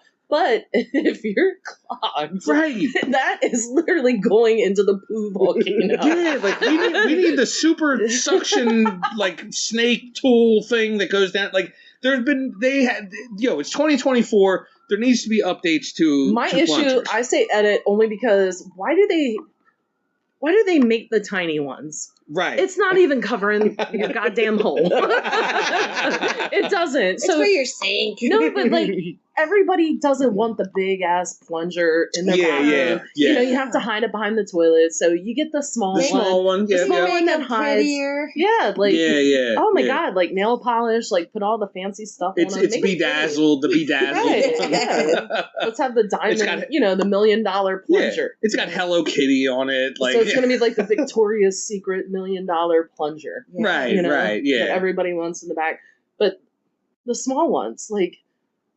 You have to do twice the work. Right. Like, I'm in there all day, like, like I'm chopping wood in there. Like, but the worst thing is that what do you do with it after? You have to sit there and flush your toilet a bunch of times and sit there and twirl it and try to get some water in it. Yeah. Then you got to clean it. Like, where do you clean it? Do you throw it in your bathtub? And then rinse it off? Like, I say, just throw it out the bathroom window. Disposable plunger. There we go. See what I'm saying? Like, this is where we're coming up with solutions here. That's why I'm giving it edit, because they haven't come up with any kind of like improvements to this thing. They need a toilet that has like a little thing that goes inside of it that you can hit like a special button and it goes over top of everything. The tool that goes in and does that. Yeah. If I ever do toilets again on a credit edit, that's also getting edited for the same reason. If people can spend that much money for a bidet, maybe they need to start putting toilets that have the automatic plunger. Right. There needs to be something that goes that snakes that thing out. You know what I mean? Yeah. So what are you saying, Amanda? I'm saying edit. You say okay. We're all right. Edit around the board here. Okay. All right. So we're in agreement. Okay. Next one. This is a pretty good one. This is random. Okay. Oh gosh. The character Yoda. Oh. Yoda. The original one, not the baby one. I know who you're talking about. The father one, I guess. I don't know. Yoda, the original Credit. Yoda. Credit. Okay. Yeah. All right. How come? Absolutely. How He's come? awesome because it's Yoda. Every answer that Amanda gives for credit is like, because it's awesome. Well, because it's Yoda. Okay. Oh, because it's Yoda. Okay. All right. Because he was the original. Because he's green? Oh, yes. And Okay. pointy ears. Because he was the nice gremlin. He was the nice gremlin. No wonder you don't like him. He was the hairless gremlin. He's afraid of gremlins. I used to be afraid of gremlins, too. I did not say... Until they had the nice ones. And then I was like, oh, they're so cute. All right. I'm going to give credit to Yoda as well. I think Yoda was very smart, above most people. I think he knew what was up. Like, he knew what was going on. He was very smart. He was smarter than most people. Wasn't he the original Jedi? He knew how to come up with new plungers. Was he was a Jedi, right? Like, Yeah, he was a Jedi. Hell yeah, he was a Jedi. Yeah. Yes, he was. Yeah. What do you say, Lori? Credit it or edit Yoda? The hairless credit? It's gremlin. Yoda. Okay. All right. I think, like, one thing I could say, I'll still give him credit, right? Like, I'm not going to edit, but I think that he could have probably, like, tried to work on his, like, look a little bit. Like, if he, I don't know, put a hat on or something. Like, oh my god. You know what I mean? Like, something. Grow like some hair. Yeah, like a Scully or something. Put some, like, Just for Men on there or something. I think he was hundreds of years old. Yeah, but, like, I mean, if he was that smart, he would have known how to, like, you know what I mean? Like, put his little... Maybe he liked the way he looked. Why do you have to criticize him? That's true. I mean, at the end of the day, he's still getting credit. He was better than that. Bully. Yeah. He's the genius. I'm not. All-knowing. So, you know. Like Buddhism, they don't need all the special stuff. Yeah, that's true. Yeah. Okay, next one. Angelina Jolie. Actress, wife, Angelina Jolie. She's not married now. I mean, she was at one point. Person, Angelina Jolie. Edit. You're going to say edit, okay? How come? Because I said it. Edit because she said it. All right. I'm with Amanda. Another hot take from Amanda. Edit because I said it.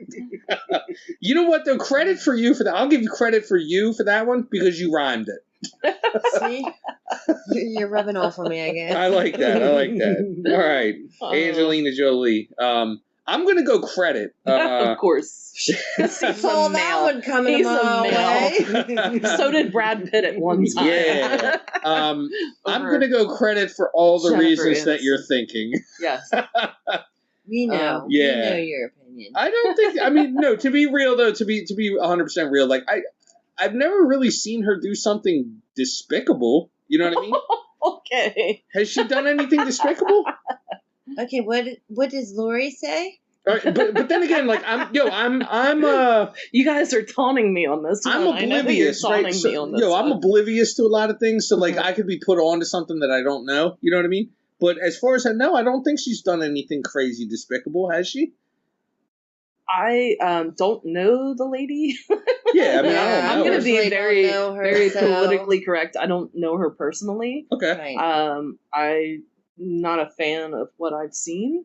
Okay. Her movies, some of her movies pretty good. Some of them back in the older days. Some of them I couldn't watch. What was the one with the Mr. and Mrs. Smith joint, right? Let's not talk about that. I didn't even watch that one. That's pretty. I couldn't watch it. No. Okay. I don't need to. She was in the what's the other one? Tomb Raider, right? Tomb Raider wasn't so bad. Okay. When she was in what was it? Where she's crazy, her and Winona Judd. Oh yeah, I know what you're talking about. Movie, early on. That movie fucked with me mentally. Yeah. That was actually pretty good. Yes. I know. Oh my gosh. So I know exactly what you're talking about. The one where she's like crazy. Yep. Yeah, they're in the mental institution. Yeah, that was a good one. Yeah. See, I can't do the mental fuck movies. That literally, and I think right after that, I really didn't care for her. A lot of the stories about her and stuff like that. I mean, okay. I loved her in Maleficent, though. Maleficent. Yeah, Very good. There you go. Very good. Girl Interrupted. Girl Interrupted. That's yes. it. Okay. Yes. I knew that one. I mean, I think that she's had a couple like good Johns in there. You know. A couple good actress. I'm not a fan, so I'm not gonna say. Okay. Edit, but I'll say edit? Edit. Okay. And you both are saying edit, I'm saying credit. Okay. Yeah. Okay. All right. Boobs. Lips. And, and on to the next one. All right, ready? Next one. Sit-stand desks. Sit-stand desks. Oh. You guys hip to them? Do you know what that is? I know what it is. I want to say I've never credit. tried one, so... Okay. I want to say credit. I want one. Lori says credit. I so want one. I want one that has the treadmill underneath. So. Oh, okay. Just because my boss had one before he retired. It's still in the other office. I never got that office. Yeah. But yeah, it's there. And yeah, I wanted it so bad because it's hydraulics. You can raise it up. There's a lot of times at my work that I'm just constantly running from the copier to the outside, running. So like I might not always have the time to sit. So I have to sit, and then it's like, and then 2 seconds later, get right back up. I'd rather just stand there, or if I'm going to stand there, I'd rather just, if I could have that nice little treadmill underneath, it'd be nice. It'd be nice. But yeah, they're great because a lot of times if you have a job where you're not constantly sitting, why not have it up to your level? You can still put your elbows on it. You can do whatever you want. I think the same job that you're doing sitting, you can do standing. Yep.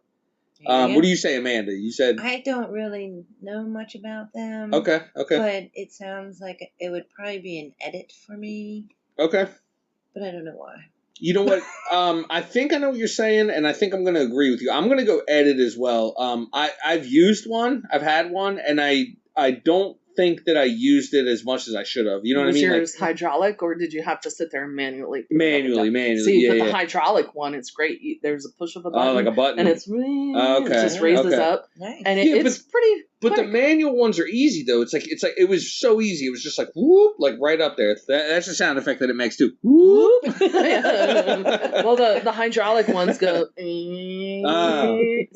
it's either or whoop. Those are the two sounds that sit-stand desks. There it is. Darn it, I don't have a chair that makes noises. Yeah. I would say edit, man. Like I was just like, I would sit most of the time, you know what I mean? But then, like, if I needed to get up, I would just get up and walk around. Like, you know what I mean? And then I come back and sit when I'm ready. Like it was. My desk is nice because like I have higher parts to my desk, and then I obviously have the lower parts. The lower parts is where everything just kind of sits. Okay. But the things that I need, I'll put on top of my desk. Yeah. So when I'm walking by my desk, I can sit there and pull them right off. I feel like it's a case by case basis. You know what I mean? I feel like this is one of them ones where it's I get the edit. It's different for everyone's needs. You know what I mean? So yeah, this is going to be different across the board. Right. So, but our answers are better than, everyone else's. Oh my goodness. All right. Next one. Twinkies. Credit. I love Amanda Twinkies. says credit right off the bat. They're delicious. I love them. Twinkies Why do you say credit? Because they're awesome? Because they're awesome. They're delicious. Okay. Like, what's your favorite part of it? You like the cream part or the I like outside? the whole thing. The whole thing. The whole experience. Okay. All right. I'm not mad at that. That's fine. I like that. I'm gonna go edit. I don't think they're the greatest thing in the world, but I don't think they're the worst thing in the world either. Like, you know what I mean? Like they just kind of are. Like it's not. It's mid. It's mid. This is the definition of mid. Oh my gosh. Oh my goodness. They're mid. Twinkies. Mid. All right. What do you say, Lori? I say dead it. One of each. One of each. I think this is the first one we've had. Yeah. I was going to say, if we had a podcast where there were videos, I have a stank face right now. Lori's like eating Twinkies. No, I don't, whatever the hydrolyzed oil or whatever you call that stuff. Literally, you pull it out of the pack. It's hard to pull it out of the pack because it's so oily. Oh, yeah. You have it in your hands, and it's like that stuff is just soaked in oil. Yeah. It's super processed. It stays on your fingers for days. You put it in your mouth, and you're like... Yeah. And the cream is like... It's literally like they put... What is that stuff? Like stuff that keeps it fresh for years. No, it's the fatty oil that you make stuff with. I don't use it, but... anchovies, fish sauce. Lard. Not the lard, but it's the lard in the has a name. Lard. Oh my God. You can make whipped topping with it, but it's oh my gosh. Buttercream? No, oh my God, because that's so much better. It's the stuff in the jar that literally is like fat, and oh my God, I haven't used it in years because I feel like it's just, you can taste it. It just is all like vegetable oil. Like margarine? No. Oh my gosh, what is that stuff?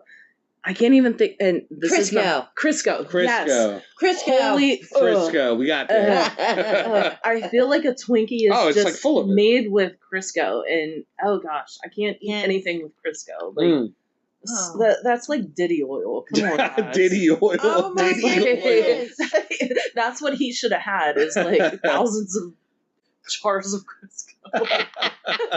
They might have. Oh my gosh. Oh my goodness. Oh. All right. Okay, so All right, next one. Ready? one of each. Yeah, one of each on that. That was pretty cool. I like awesome. that. That was. Yeah. I think that was the first time we had one of each. I'm not into I like the that. processed stuff. It's okay.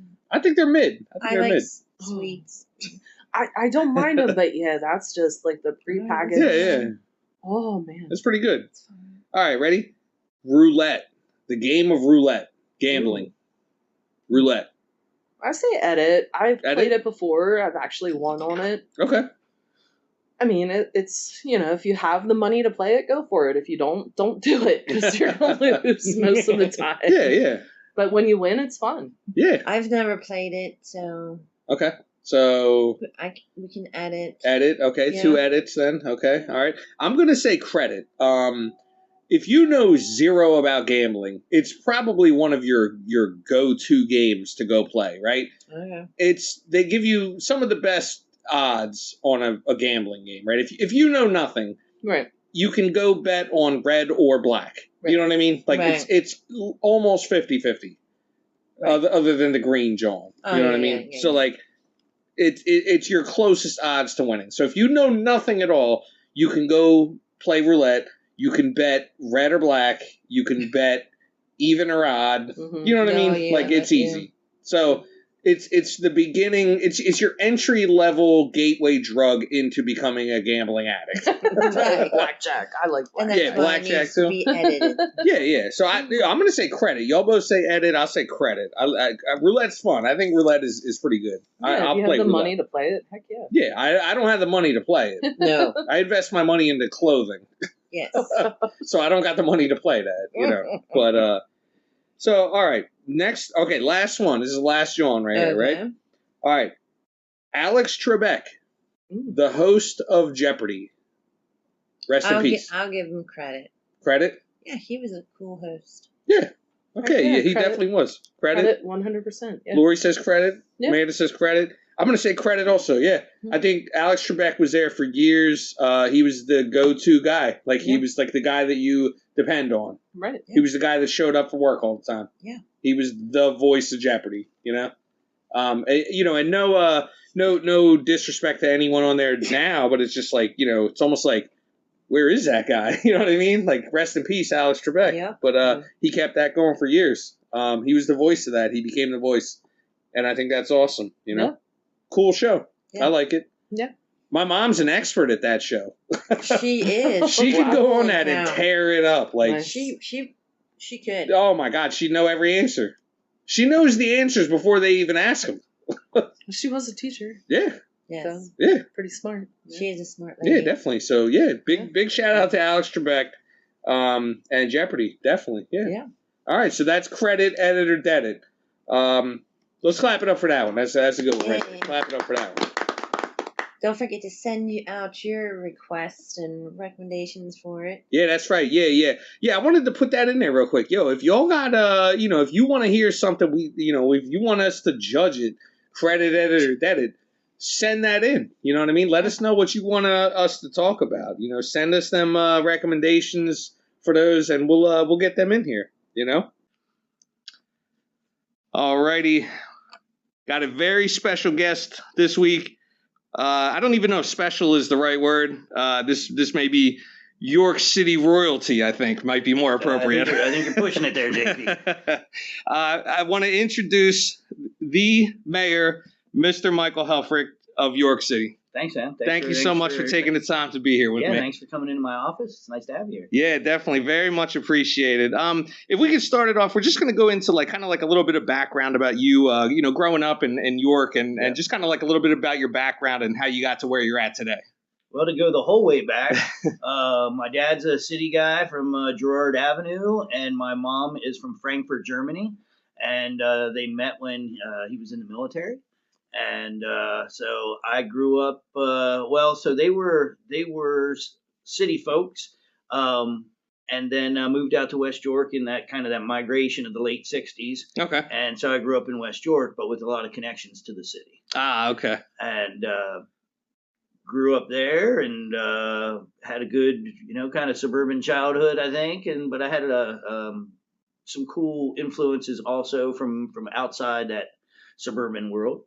And then I became a traveler when I was 19 and just started traveling all around the country. I started college when I was 13. Oh, wow. But don't get super excited about it. The first time I took classes, I was 13. The last time I was 33, and I still don't have an associate's degree. Okay. So I've taken a lot of college classes and never put them together to any kind of degree.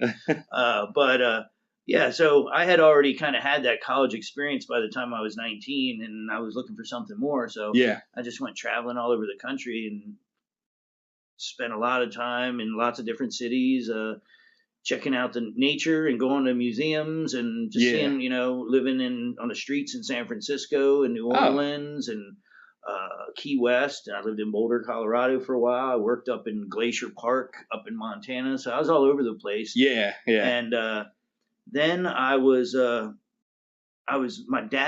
came back to York and my dad passed away when I was 30, and I'm trying to figure out what to do with my life. So I went back out on the road where I was used to and just kind of prayed to figure out where I was supposed to be. Yeah. And ended up on the Navajo reservation and trying to help people on the Navajo reservation. But, one thing I learned about helping people, particularly people that have been kind of abused by white people over the centuries, is that no matter how much you're trying to help, some people still see you as the symbol of what's wrong. Right. I understand. So I'm trying to help.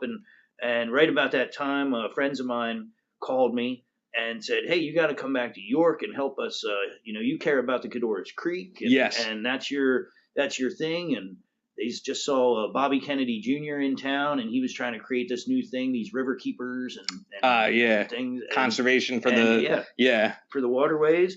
And so I came back to York, and one of the main reasons was that I knew if I was in York, I would never be an outsider telling other people how they should fix their problems. Okay. Because that was one of the things, when you go onto the native lands or something like that, who are you? Right.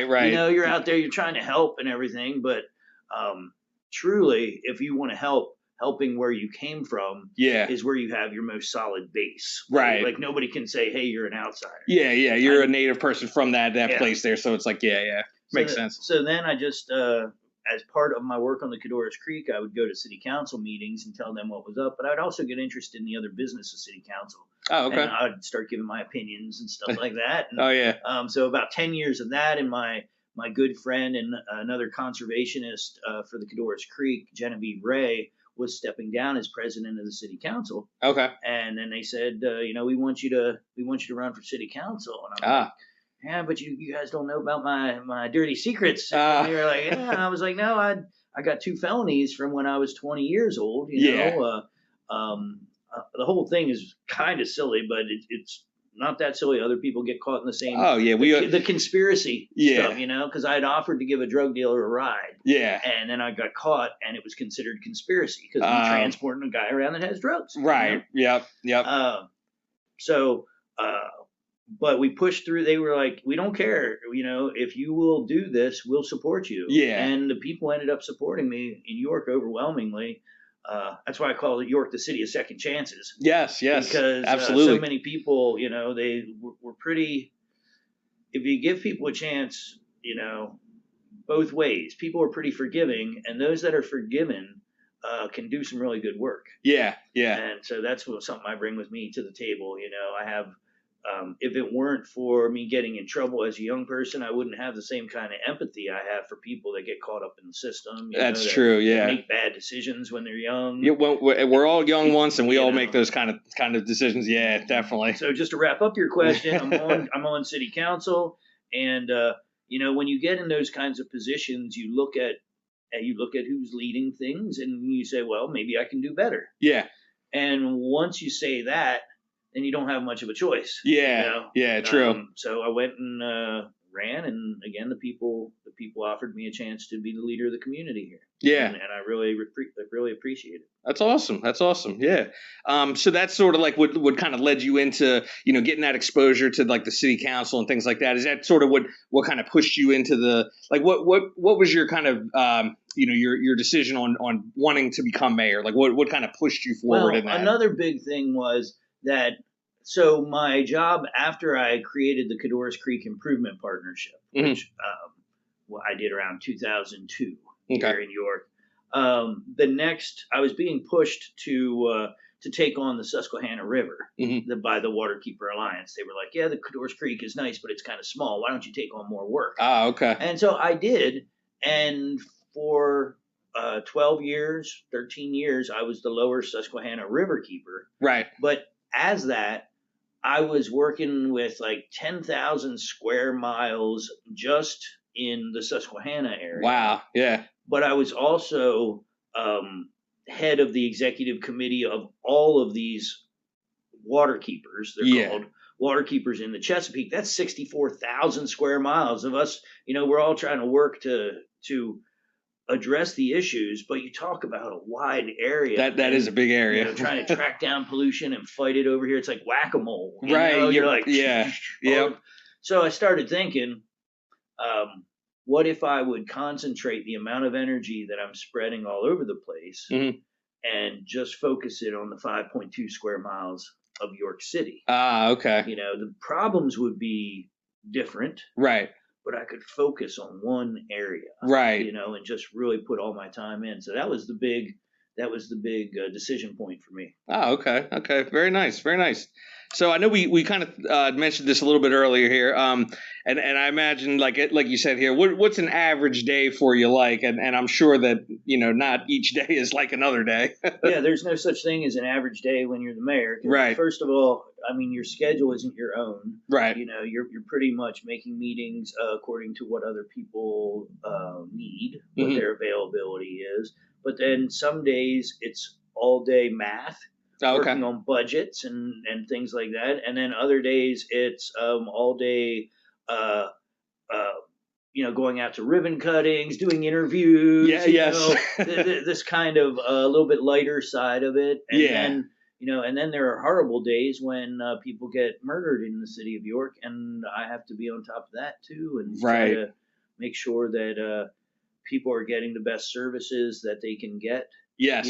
Particularly having people on the scene. I've had amazing. When I first became mayor, I was the one that was going out to the scene. There was nobody else, because we just didn't have anything for the victims of violence or their families. There was nothing in place. Oh, no kind of resources or anything. Yeah.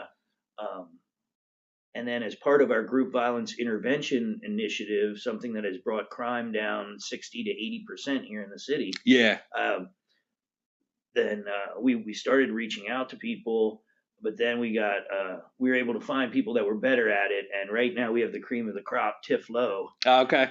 Tiff Lowe is our GVI project manager. Yeah. And, how I said my little bit of time in trouble has given me empathy. Yeah. She grew up getting the rough end of things. Yeah. And so she understands what young people are going through and why they're making decisions that some of us would say, why would they make such a stupid decision? They could do anything they want to do, but that's not how life is. Yeah. Life sometimes treats you like a pinball and just shoots you. You don't have a lot of time to think about the decisions you're making, especially when you're a teenager, especially when other people are running around with guns and things like that. And Tiff is just absolutely amazing at helping on, or really taking charge now of those days. So I have less of that is just a burden on me. Now there's a really strong team and they just do an absolutely amazing job. But yeah, my days are never the same. 2 days are never the same. Yeah. Kind of speaking towards one of those things. Like I definitely noticed like a shift downtown as far as like I know sometimes people like they would say they don't want to go downtown because of like problems like that, things that are going on. But I definitely noticed like more in the last few years that it has kind of eased up, and even with things like First Friday and things like that. New businesses and things downtown. There's a lot more, a lot more like going on. A lot more people are more willing to come down now. So it's a good thing to see a lot of those things come to absolutely. fruition. And that's a combination. I mean, I think the stigma of crime in the city, that's going on forever. Yeah. That's been around 70, 80 years at least. Yeah, I think you're always going to have that in any kind of city setting. Yeah. But no, the businesses, the people investing in themselves and investing in the city of York, have just made it so much better. So many activities for kids and for the nightlife and everything. Things are going pretty well. Yeah, definitely a lot. Security is definitely. I mean, downtown is rarely a place where the violent crime happens. Right. For better or worse. I don't know, almost for worse. It's usually, people that know each other, sometimes even people that are related to each other. Yeah, that's true. Yeah.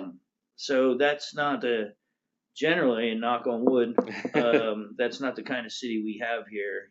People get in scuffles, and sometimes it gets too far, and we obviously have had problems with young men, particularly killing each other. Yeah, unfortunately. But we don't. But it's not mostly like rampant chaos. Like right. Just people running around. Like unchecked. Yeah, absolutely. All right. What would you say, what would you describe as your biggest success as mayor thus far, since you've been mayor? Wow.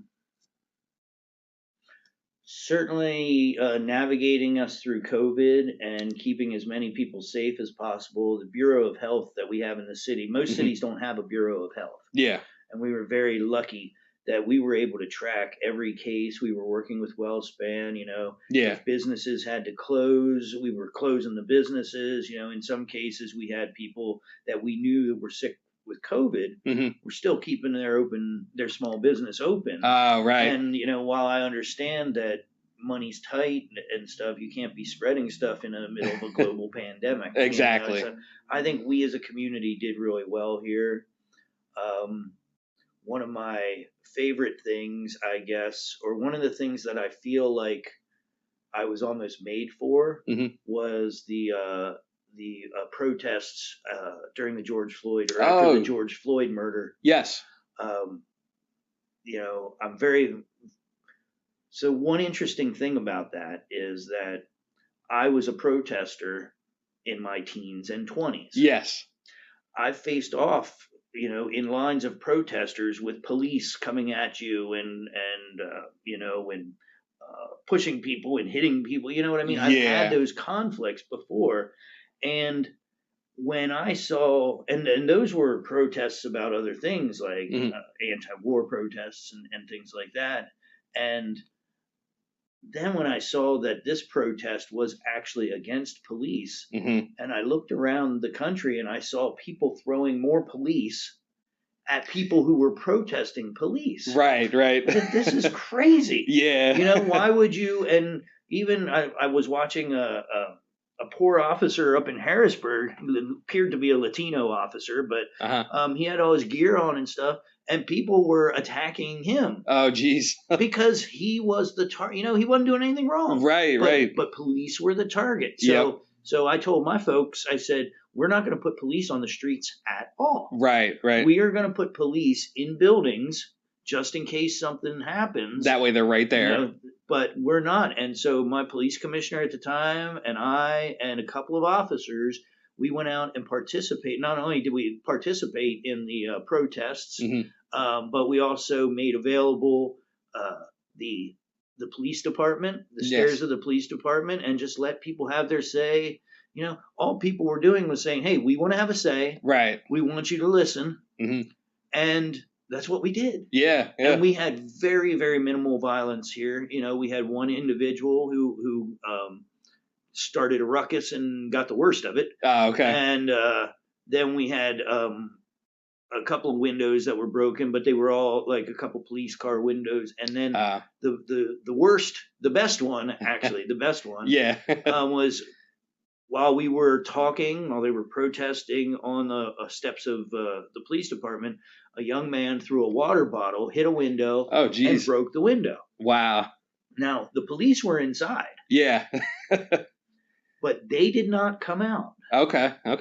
Because, and I'd said this, it's not worth a riot over a window. Right. You know? Yeah. No need to escalate it further. Right, but the people in the group circled around this young man and they said, we don't do this here. Ah, okay. That's not why we are here. Right. This isn't, we're communicating here. Exactly. You know, this isn't violence. So that would have been another one. And then finally, just the sale of the wastewater treatment plant to try and extend the city's financial life. Because we were essentially bankrupt. And I bought us another 10, 15, maybe at the most 20 years of fiscal stability by selling the wastewater treatment plant. Oh, yeah.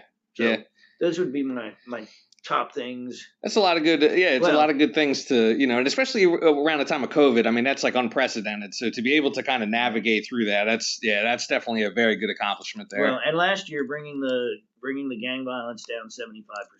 Yeah. You know, but that one isn't as much me as it is picking the right people to lead a team. Ah, true. Commissioner Muldrow and his staff, and then again Tiflo with GVI. Yeah. And all the partners that help us with that. Yeah, and I feel like it's something that you can definitely feel. You know what I mean? It doesn't seem like the York of 10, 15 years ago. You know, it seems like things are moving in the right direction in all areas. So, yeah, that's definitely good. What would you say is your main focus for York right now? What are you kind of focused on right now? Well, because the crime is down and the economy is going pretty good, I'm working on the homelessness issue. Okay. So you may have seen there are a few couples that I've allowed to sleep out here next to City Hall because we didn't have all the shelters were full. And these couples, you know, I feel really bad for them particularly. And particularly the young women and some of the not so young women. So the couples range in age from in their teens or late or early 20s the whole way up into their 50s or so. Oh, yeah. And but there was no shelter space for couples, and in some cases the women have had a bad time, have been abused, you know, and they found a man that they trust, right? And they don't want to be split up. They're afraid to be split up now, you know. And while Life Path does have some new couples shelters, some flex shelter, I think they call it. It's all full. Oh, okay. So I couldn't come up with an answer. So here we have some folks that sleep out here, but they've been able. At least one is now sheltered and looking to get her get an apartment. Okay. Another one has gone for some mental health assistance. Okay. Another one has gone for drug rehab. Yeah. So people are, by giving them the opportunity of some stability, it gives them a chance to get around more. And like, I think everybody now has their ID. Oh, okay. We got one guy got new glasses. He couldn't read, without, or his glasses were coming apart. So all kinds of things that are holding people back. Right. But by giving them a little bit of space, they were able to advance themselves. That's good. Yeah. Yeah, definitely a good thing, because it is hard to see, especially when you're driving through and you see the kind of like homelessness here or there. And it even is not even in the city. Like I've seen it like in, on the outskirts of the city and, in other like boroughs. So yeah, I mean, it's definitely. We've actually got it easy here in York County compared to some of the other cities. Yeah. We probably doubled, right around doubled our amount of homelessness. It's only considered actual people that are without cars or without anything. We're only talking about a couple hundred. Right. Compared to, I'm working with Mayor Bass out in Los Angeles. Okay. She went from 14,000 to 45,000 homeless people in a matter of a couple of years. That's a huge problem to undertake. yeah, I count my blessings for being here in York. Yeah. We have a good system to help people. We just need to get some more resources right now. Get some more money into Life Path, Bell Socialization, Friends and Neighbors, the Veteran Shelters, these different things. Yeah. Now it's time for the community to step up. Yeah. Yeah, that's true. Yeah, especially when gathering those resources and things that, a little bit goes a long way. If everyone does a little, no one has to do a lot. So, That's it. Yep. What advice would you give to somebody that wanted to get involved in local politics? If there's young people out there, or what kind of advice would you give them to get started? Well, certainly start off. If you want to learn about the workings of something, you got to watch the meetings. You've got to go to the meetings and really, get to know some people. I would say those of us that are looking to pass the torch on at this point are looking for young, inquisitive people that we see as the next leaders. Look to get an appointment on a board or a commission. Okay. I look at those boards and commissions kind of as the birthplace of the future elected officials. Oh, okay, like a training ground. Yeah, because that's where you're getting to know other people. That's where people are getting to know you, and that's the biggest thing. Also, or the biggest thing is to get to know people. Right. Get to know whoever if you're going to be, local, if you're going to be county, if you're going to be state, whatever you're going to do, get to know your people personally. Oh, okay. Yeah. That's what lasts, I've found. Not everybody believes, well, there are a lot of people that don't like what I do as mayor. But there are some people that don't agree with some of the decisions I made that still want me to be their leader. Right. And that's the difference. When you have a personal connection with people, they can say, "Oh, I understand why he did that, even though I wouldn't have done that." Yeah, true. But when we're so separated and you don't know who your elected official is, it's so easy to say, "Oh, that person's a piece of garbage, and they're doing it because they're evil, and they're doing, and they're greedy. They're just they're on the take, whatever it is." Yeah. Oh, yeah. But when you actually get to know people, and they get to know you, I think you're much more successful in leadership. Okay. So that would be my advice. Get to know your subject. Yep. And get to know the people that you are asking to represent. Okay. That's pretty good. That's kind of the way I look at like community too. I mean, even like in my own neighborhood, it's like I like to know who I'm around, like neighbors and things like that. And I think sometimes that's like a thing that's missing sometimes from nowadays. There are people, like you said, that they don't even know you, but they just want to throw dirt on the name. You know what I mean, for no reason. Yeah. So yeah, it's definitely important to to get to know your community. What would you say is the hardest thing about being mayor? I'm sure there's probably many things. I imagine the hardest thing is when people come to me with their individual personal problems, and I can't help on that level. Oh, okay. A lot of people they say, "You're the mayor." Yeah. You're the mayor. You can fix this issue with my landlord. You can fix this issue at the courts. You can help me get my son or my daughter back because the person either it's true or the person doesn't believe that they were treated fairly. Okay. Because between the court systems and all of that family child stuff, there's so much room for misinterpretation or decisions that may not have been accurate. Okay. I mean, you're asking people, whether it's a cop or a judge or a counselor of some kind, you're asking them to take in a whole lot of baggage, relationship baggage. Oh, yeah. And then try to decide, hey, who is right here? Right. Who is best for the kid? How is it best to keep this family together, or should this family not be together? Yeah. Yeah, definitely a tough decision. So a lot of people come to me with those kinds of problems, and and that's really tough because there's nothing I can do about it. Right, right. You know, when that's the hardest part. Yeah. When somebody needs help and there's absolutely nothing I can do, that's the hardest part of my job. And especially when the want is there, you know, it's like you want to fix it, but it's just like, you know, you got to go through proper channels, I guess, to, you know, to get things taken care of. Yeah, that makes sense. What would you say? What's your vision for York moving forward in the future here? Where do you see you know, York going, or where are you trying to kind of move it in the direction of? Well, my biggest thing that I've yet to see fulfilled, my biggest desire as mayor, is to get the community centers back open and use them as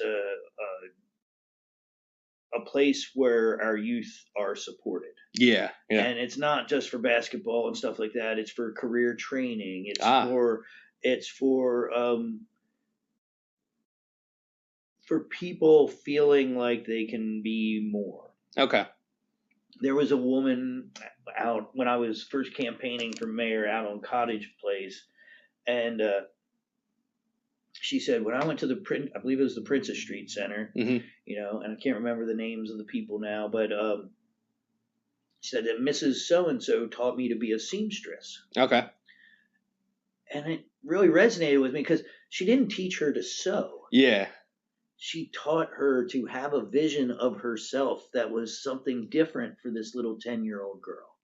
Okay. This little 12-year-old girl. I was going to be a seamstress. Right, you know, how elegant does that sound? How professional is that? You know, a seamstress. A seamstress, yeah, you know, definitely. It's much more than, hey, I'm going to sew something.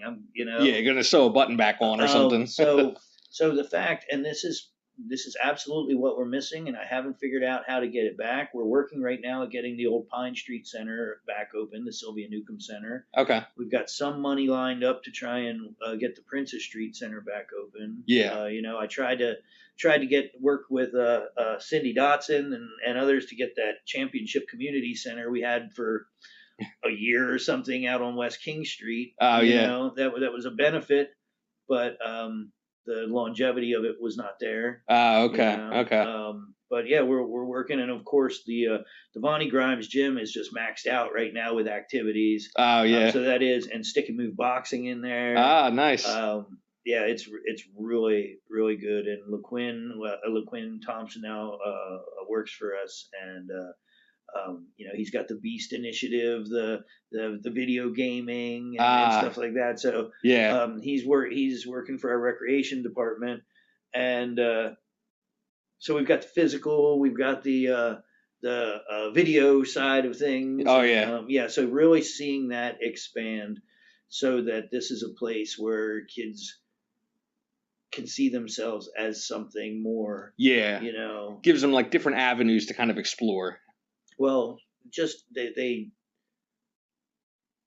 right now we have young people that don't see any hope and don't see any value in their own lives. Yeah. You know, at least not enough to stay away from craziness that can get them killed. Right, right, exactly. You know? Yep. So we need to continue to keep putting the fuel on that. Right. You know, keep trying to build that up. We've been trying, but yeah, there's more to do. It's a tough thing, I think, to kind of steer that whole thing to, you know, to make people kind of realize like the things that are out there, the things that they can do. Yeah, like young people, there's so many opportunities, and it's like, you know, sometimes they kind of lose focus of that. So it's good to have those kind of things. Yeah, but we do need more and more, because some of those opportunities aren't necessarily in their neighborhood. Right, right. And maybe their parents aren't available, or maybe they'll have to cross a neighborhood that is considered, you know, not desirable because they're from one side of the city. You know, yeah. We still have this stuff here where, yeah,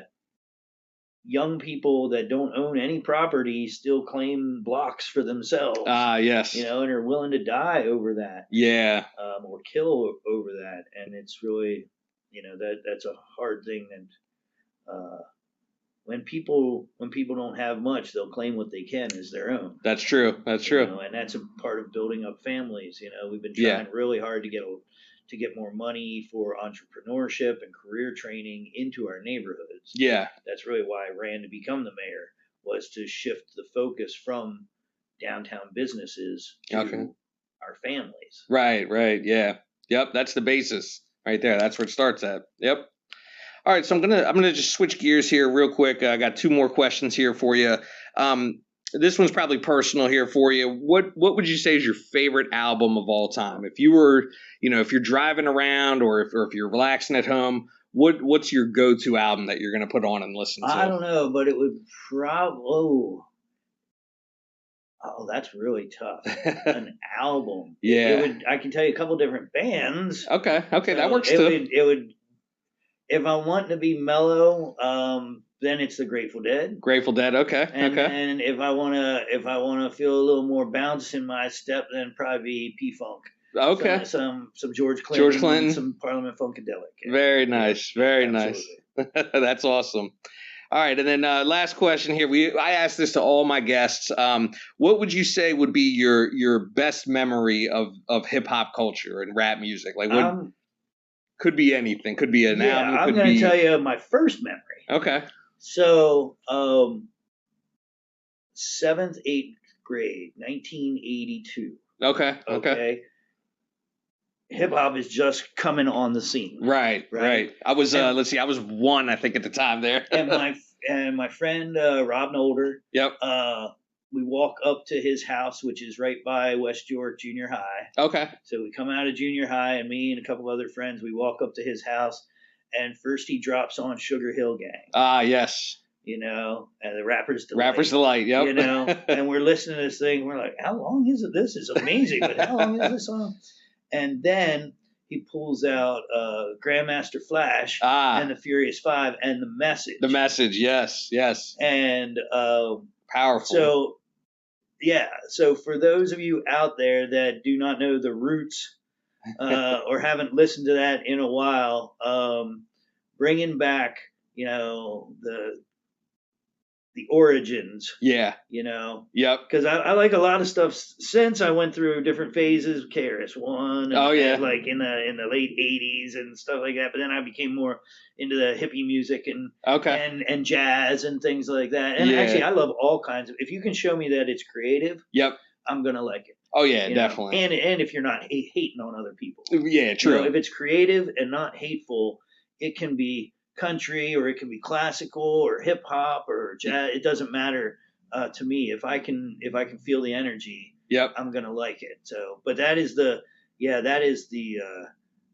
my first opening of my eyes to the hip hop world. Okay. And I can still imagine sitting in that little room with the record player. And that light blue album, that Sugar Hill, and that Candy Cane light blue album. That's right. Yep. And hearing that for the first time, we were like, what new world has just opened up? It's magical. Yeah, even still hearing that, I feel like I can still throw that on, and it's like it has the same kind of impact that it did back then. Definitely. Yeah. All right, sir. Well, thank you so much. I can't thank you enough for taking the time to be here with us today. I definitely appreciate your time so much and spending time with us. If for anyone that wants to get in touch with you, is there a way that they can contact you? Any kind of contact info that you want to put out there? I mean, it depends what you want to contact me for. If it's work, then it's M Helfrich. So MHELFRICH at yorkcity.org. That's probably the best way to get a hold of me. Okay. And otherwise, just hang out around the city and you'll see me. That's right. Right. I love my city. I love talking with people. So just say hi. That's the thing that I love about you, sir. I mean, you're definitely out there and you're with the people. So definitely very much appreciated. Again, thank you so much for your time. Really appreciate it. Thanks, JP. Thanks so much. All right. So I got a new segment that we're gonna do. This one's pretty quick. I feel like it's not gonna take a long time here. This is what we're doing because this is how we do on the Balcony Light podcast. We can do whatever we want because we run this. We're gonna put the one segment to the side, right? So we're throwing y'all for a loop. I'm gonna take Don't Hate Congratulate. We're gonna take that segment. We're gonna put it up on the mantle for now. Okay.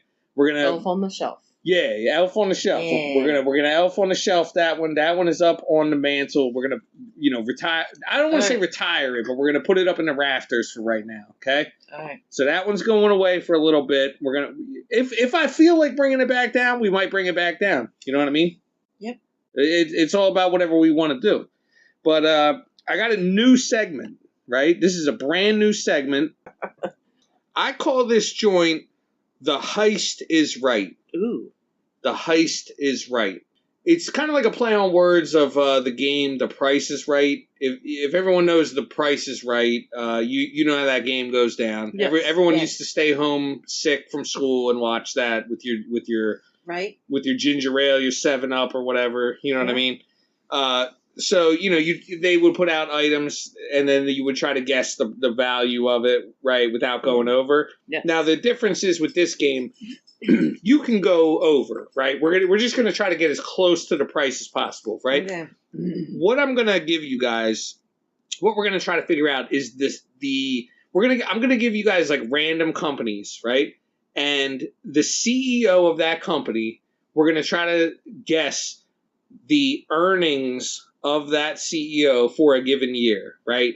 Now, like I try to look at these things online and try to find out the most current information.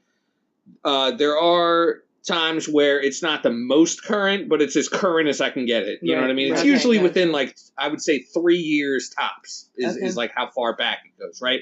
Might be the current year, might be last year, might be 2 years, okay? Right. All right. So we're going to try to do the total earnings of a CEO for a company. Okay. And again, just to kind of like confirm everything that goes into that, right? It's their salary, it's their earnings that they've made throughout the year, any kind of bonuses that they have, any kind of stock options, any kind of endorsements, all that stuff wrapped up into one big price. Oh, jeez. Okay. So yeah, this could get a little tricky, right? And I don't think that there's any science to this. There's no way that anyone knows all this stuff, right? I had zero clue on this. Okay, all right. I don't think there's an advantage to this game. No, they just make a heck of a lot more than all three of us combined. That's why it's called The Heist Is Right, because we're in America, we're definitely getting heisted here. Okay, so all right, I'm gonna give you all 3 of them. I got 3 of them here. We're gonna play The Heist Is Right. I got 3 companies. I'll give you the company. You tell me what your guess is as to what the CEO made in the most recent year, okay? all right. All right, first one. Kellogg's. The company Kellogg's, cereal company. Kellogg's. Oh, Lord. They have some good cereal. They Yeah, do? they do. They do? Frosted Yep. Flakes. Oh, I love some Frosty Flakes. Oh, gosh. Well, you have to think about, oh, man. How many people in the country eat cereal, you think? Probably like 5? Well, tons, and then endorsements, all of that stuff for 1 year, though. A lot of people are eating Kellogg's, I would imagine, right? Kellogg's makes many different cereals, right? Yeah. And I would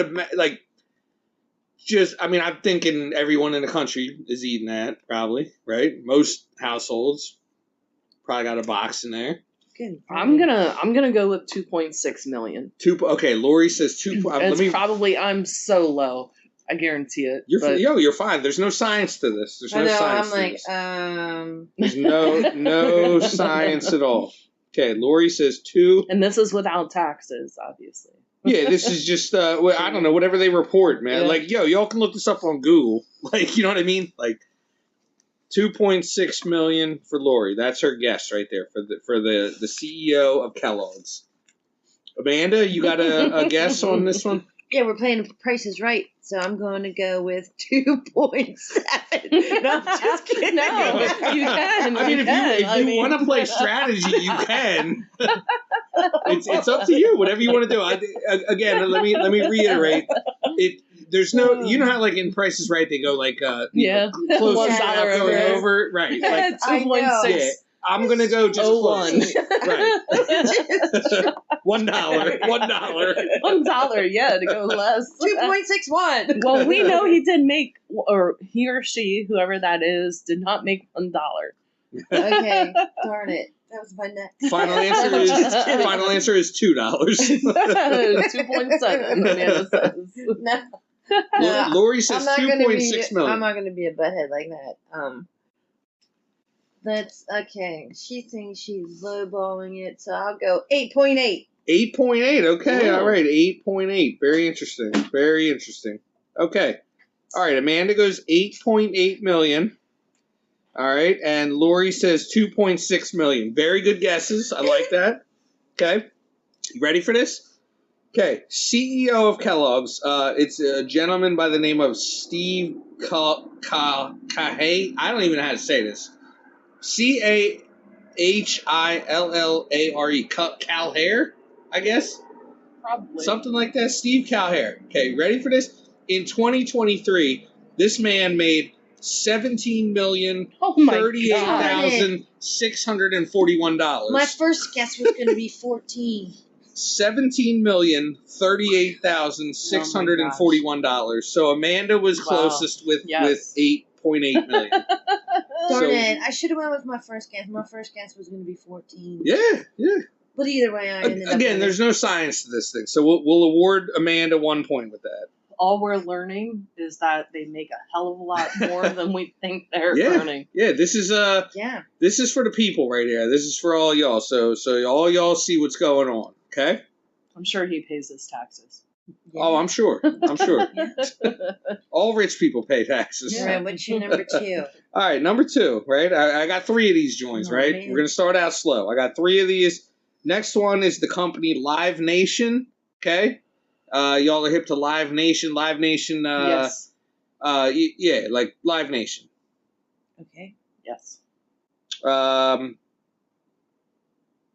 I don't know if I want to give any more info. That is, Live Nation. Amanda, are you hip to Live Nation? You know what that is? To a point. Like, Okay. Vaguely, I guess you could say. That's fine. Again, there's no science to this. I'm going with 14. 14 million. Okay. All right. Amanda says 14 million. That's fine. I have no idea. Okay. 14 mil. I'm writing it down. Lori looks like she knows. No, I don't. Okay, Lori, I'm going Live Nation. Because 27. 27 million. Oh, okay, 27 mil. Okay. So Amanda says 14 million. Probably more like 165 million. Oh God. Lori says 27. Okay. Lori says 27 million. Amanda says 14 million. Great guesses. Okay. Sure. The CEO of Live Nation that I could find, his name is Michael Rapino. In 2022, which is the most current info I could find, this man made $139 million. I was closer to 160. That's why I said, oh my gosh. Yeah. So the winner on that one is Lori. I told you I suck at this game. There's no, Sorry, we're playing the games. Amanda's going to get competitive on this one. It's competitive. I'm going to start studying. It makes you crazy because... Yeah. That's insane. Who needs that amount of money? Dude, that 139 million. Our houses that we have here right now, we could buy 100 of them. Yeah. In 1 year. Oh, yeah. And still be able to pay taxes on all of them. Right. Lord have mercy. Right. I'm just his trying. House, his mortgage on one of his houses is probably like $360,000 a year. But he can pay cash. Yeah, that's fine. And the taxes are probably, Jesus. That's light work. Oh my God. Wow. 80 grand. Pennies in the couch. Maybe 80. Wow. 165 grand. Okay. All right, so we're even so far. Oh, we're even. This is the tiebreaker right here. The tiebreaker, right? What's number 3? All right. Number 3. Levi Strauss, jeans company. Jeans, Levi's. Wow. Levi Strauss Company. I don't know, though. Like, Levi's, they're a staple. Right? Everyone wears pants. But they've been around for ages. Right? Yeah. So there's probably lots of perks left in that. Right? There's always something about Levi. The Levi name is going to be around forever. True. It's a staple in the game. I'm going to say 80 mil. 80 mil. Okay. I was going to say 102. All right. Ready? Okay, Lori says... I'm just guessing numbers. Okay, Lori says 80 mil. Amanda says, what was that? 102. 102. Okay, 102 million. Sure. Okay, and Lori says 80 million. Okay. That's probably closer to it. Levi Strauss, the CEO, her name is Michelle Gass, Gass, Michelle Gass. In 2024, right? So I imagine 2024 ain't over, so... She's still making money. Oh, my Lord. Right. In 2024, they already got the earnings on there. $36.43 million. So that was Lori. Lori was closer with 80 mil. Okay. Okay, so there we go. Wow. There we go. That's lower than I thought, but Darn it! I thought we were going not up in price I know, everyone you but gave not us. No, I'm everybody- going super random. like I said, they're a staple, but not everybody. I Yeah. have maybe 2 pairs of Levi's. Yeah. I don't think I even own a pair of these. I know. I have over the mine years. Are Polo. Okay. Not all of them. Not all of them. Yeah, I definitely have had some Levi's in my life. I don't think it's something that I ever really went to religiously. No, but, there are people that will sit there and do that, but yeah. I don't know. Like jeans are a dime a dozen for most of them. There are certain better ones, but it's the fit and they're all everything different. is different. And then you get a jean that you're really into, and that's all you buy because you know how they fit, you know how they wear out. So you can sit there and buy like 4 pair a year and just be like, okay, I can sit with this. Yeah. And then all of a sudden, we're not making that style anymore. Yeah, exactly. Yeah. Yep. Oh I my hate shopping gosh. for clothes. It is especially crazy. a woman, because we have thighs and butts and guts, things that rub. Things that rub. So like you want to find, you don't want to find a thin pair. You want to find a decent pair. Yeah. You want to be comfy, but you also want to show off the shape, kind of like, And then you have ones that the waist is, your thighs might be a certain size, but your waist not that size. So you have the waist and then everybody's like, well, wear a belt. I ain't freaking wearing why do I have to wear a belt? Find me. So I find a pair of jeans that I love that fits perfectly, and then a year later, nope, we're not carrying that. Here's the new style. It's the same style because they have the tag. You can put in that little number. Yeah, true. But it's not the same one. And then they change the fit. And I'm like, oh, man. Being a woman sucks. It does. I agree. 100%. Well, except if you're Michelle Gass, because you have $36.43 million. Wow. All right, so that is, that's our new segment there. We might try to expand that a little bit. I don't know. We'll see how that goes. We'll see if y'all like it. The heist is right. The heist is right. We're getting heisted, and that's the heist. I gotta get better at guessing. You're fine. Trust me, you're fine. I need to eat less Kellogg's. All right, so that brings us into the mailbag. I checked the mailbag. We didn't have anything in there this week. We got through everything. I think the Grinch stole it. We did. Christmas is coming. Yeah, Christmas is coming. We are fully updated on the mailbag. There was no Q in there at all. So there was nothing really to go over in the mailbag. You know what I mean? So we will get to that. I'm sure that we'll get some stuff in there. I do see some stuff that pops in there sometimes. So. We'll get some comments and stuff going on there. We'll get some questions. At least comment. If you guys don't like it, I mean that's up to you if you don't like it. But if there's something we can work on, right? Just put it in there. Yeah. Give us a comment. Give us a question. Ask us a question. Ask us. What I don't know. Whatever. Where our favorite place to go to vacation or whatever. I don't know. Something. Anything. Give us topics that credit, edit, anything. Yeah, the credit, edit ones. That's good too. If you all got things for that, flood the inbox with them things. Random topics. I still got a bunch in the queue. Yeah, in the queue for that. Right. I got a bunch of those still. So we still got a bunch of randoms. I'm still going off of that because we got heavy responses on the credit, edit, or debit ones. So I still got a bunch for that. We still got like a ton of them. But hit us up with a question. Let us know what's going on. All right. And then that brings us to let us put you on. All right. We're going to tell you what you should be listening to or should be liking. Or should be eating. Or should be going to, or should be watching, or should be reading, anything of those. We're going to let you know what you should be doing. All right? Mm-hmm. Does anyone have a good one? I have one, but it's kind of funny because I'll honestly say that I had this idea before we were talking about plungers in the bathroom. Okay. All right. So I was gonna recommend, if you do not have a self-closing toilet seat lid, go get yourself one because it saves so much. Like the slow close ones. The slow close. So that they don't bang, and it's pretty awesome. That's a great recommendation. We have those in the crib, right? It is magic. And they're not that expensive. Like, you might spend $5 extra on a toilet seat, right? It's literally $5 extra on what it would normally be, right? Pony up, open up the wallet, and get that extra $5 out. Get the slow close toilet seat because those things are awesome. Are they that awesome? They really are. You want to sit there and close it pretty quick, and you're forcing it down, and it's pushing. The gravity is pushing against you, and you're like, "God damn it, close!" I would say I want to flush this quickly. So that's an edit.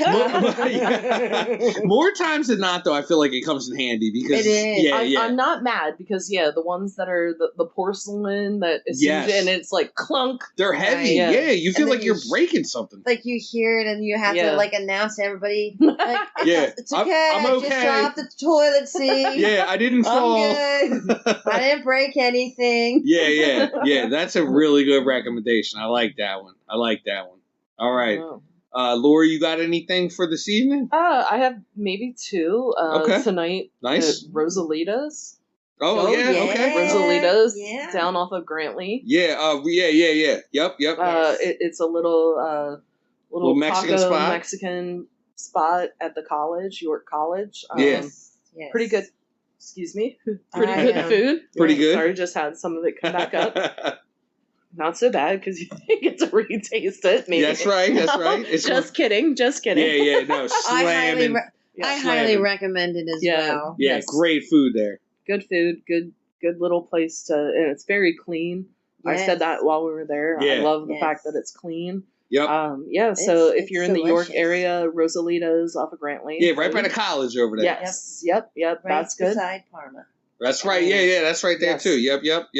Gotta love them too. Yeah. Absolutely. Ricotta pizza. Yes. They were pretty awesome when we had the pandemic.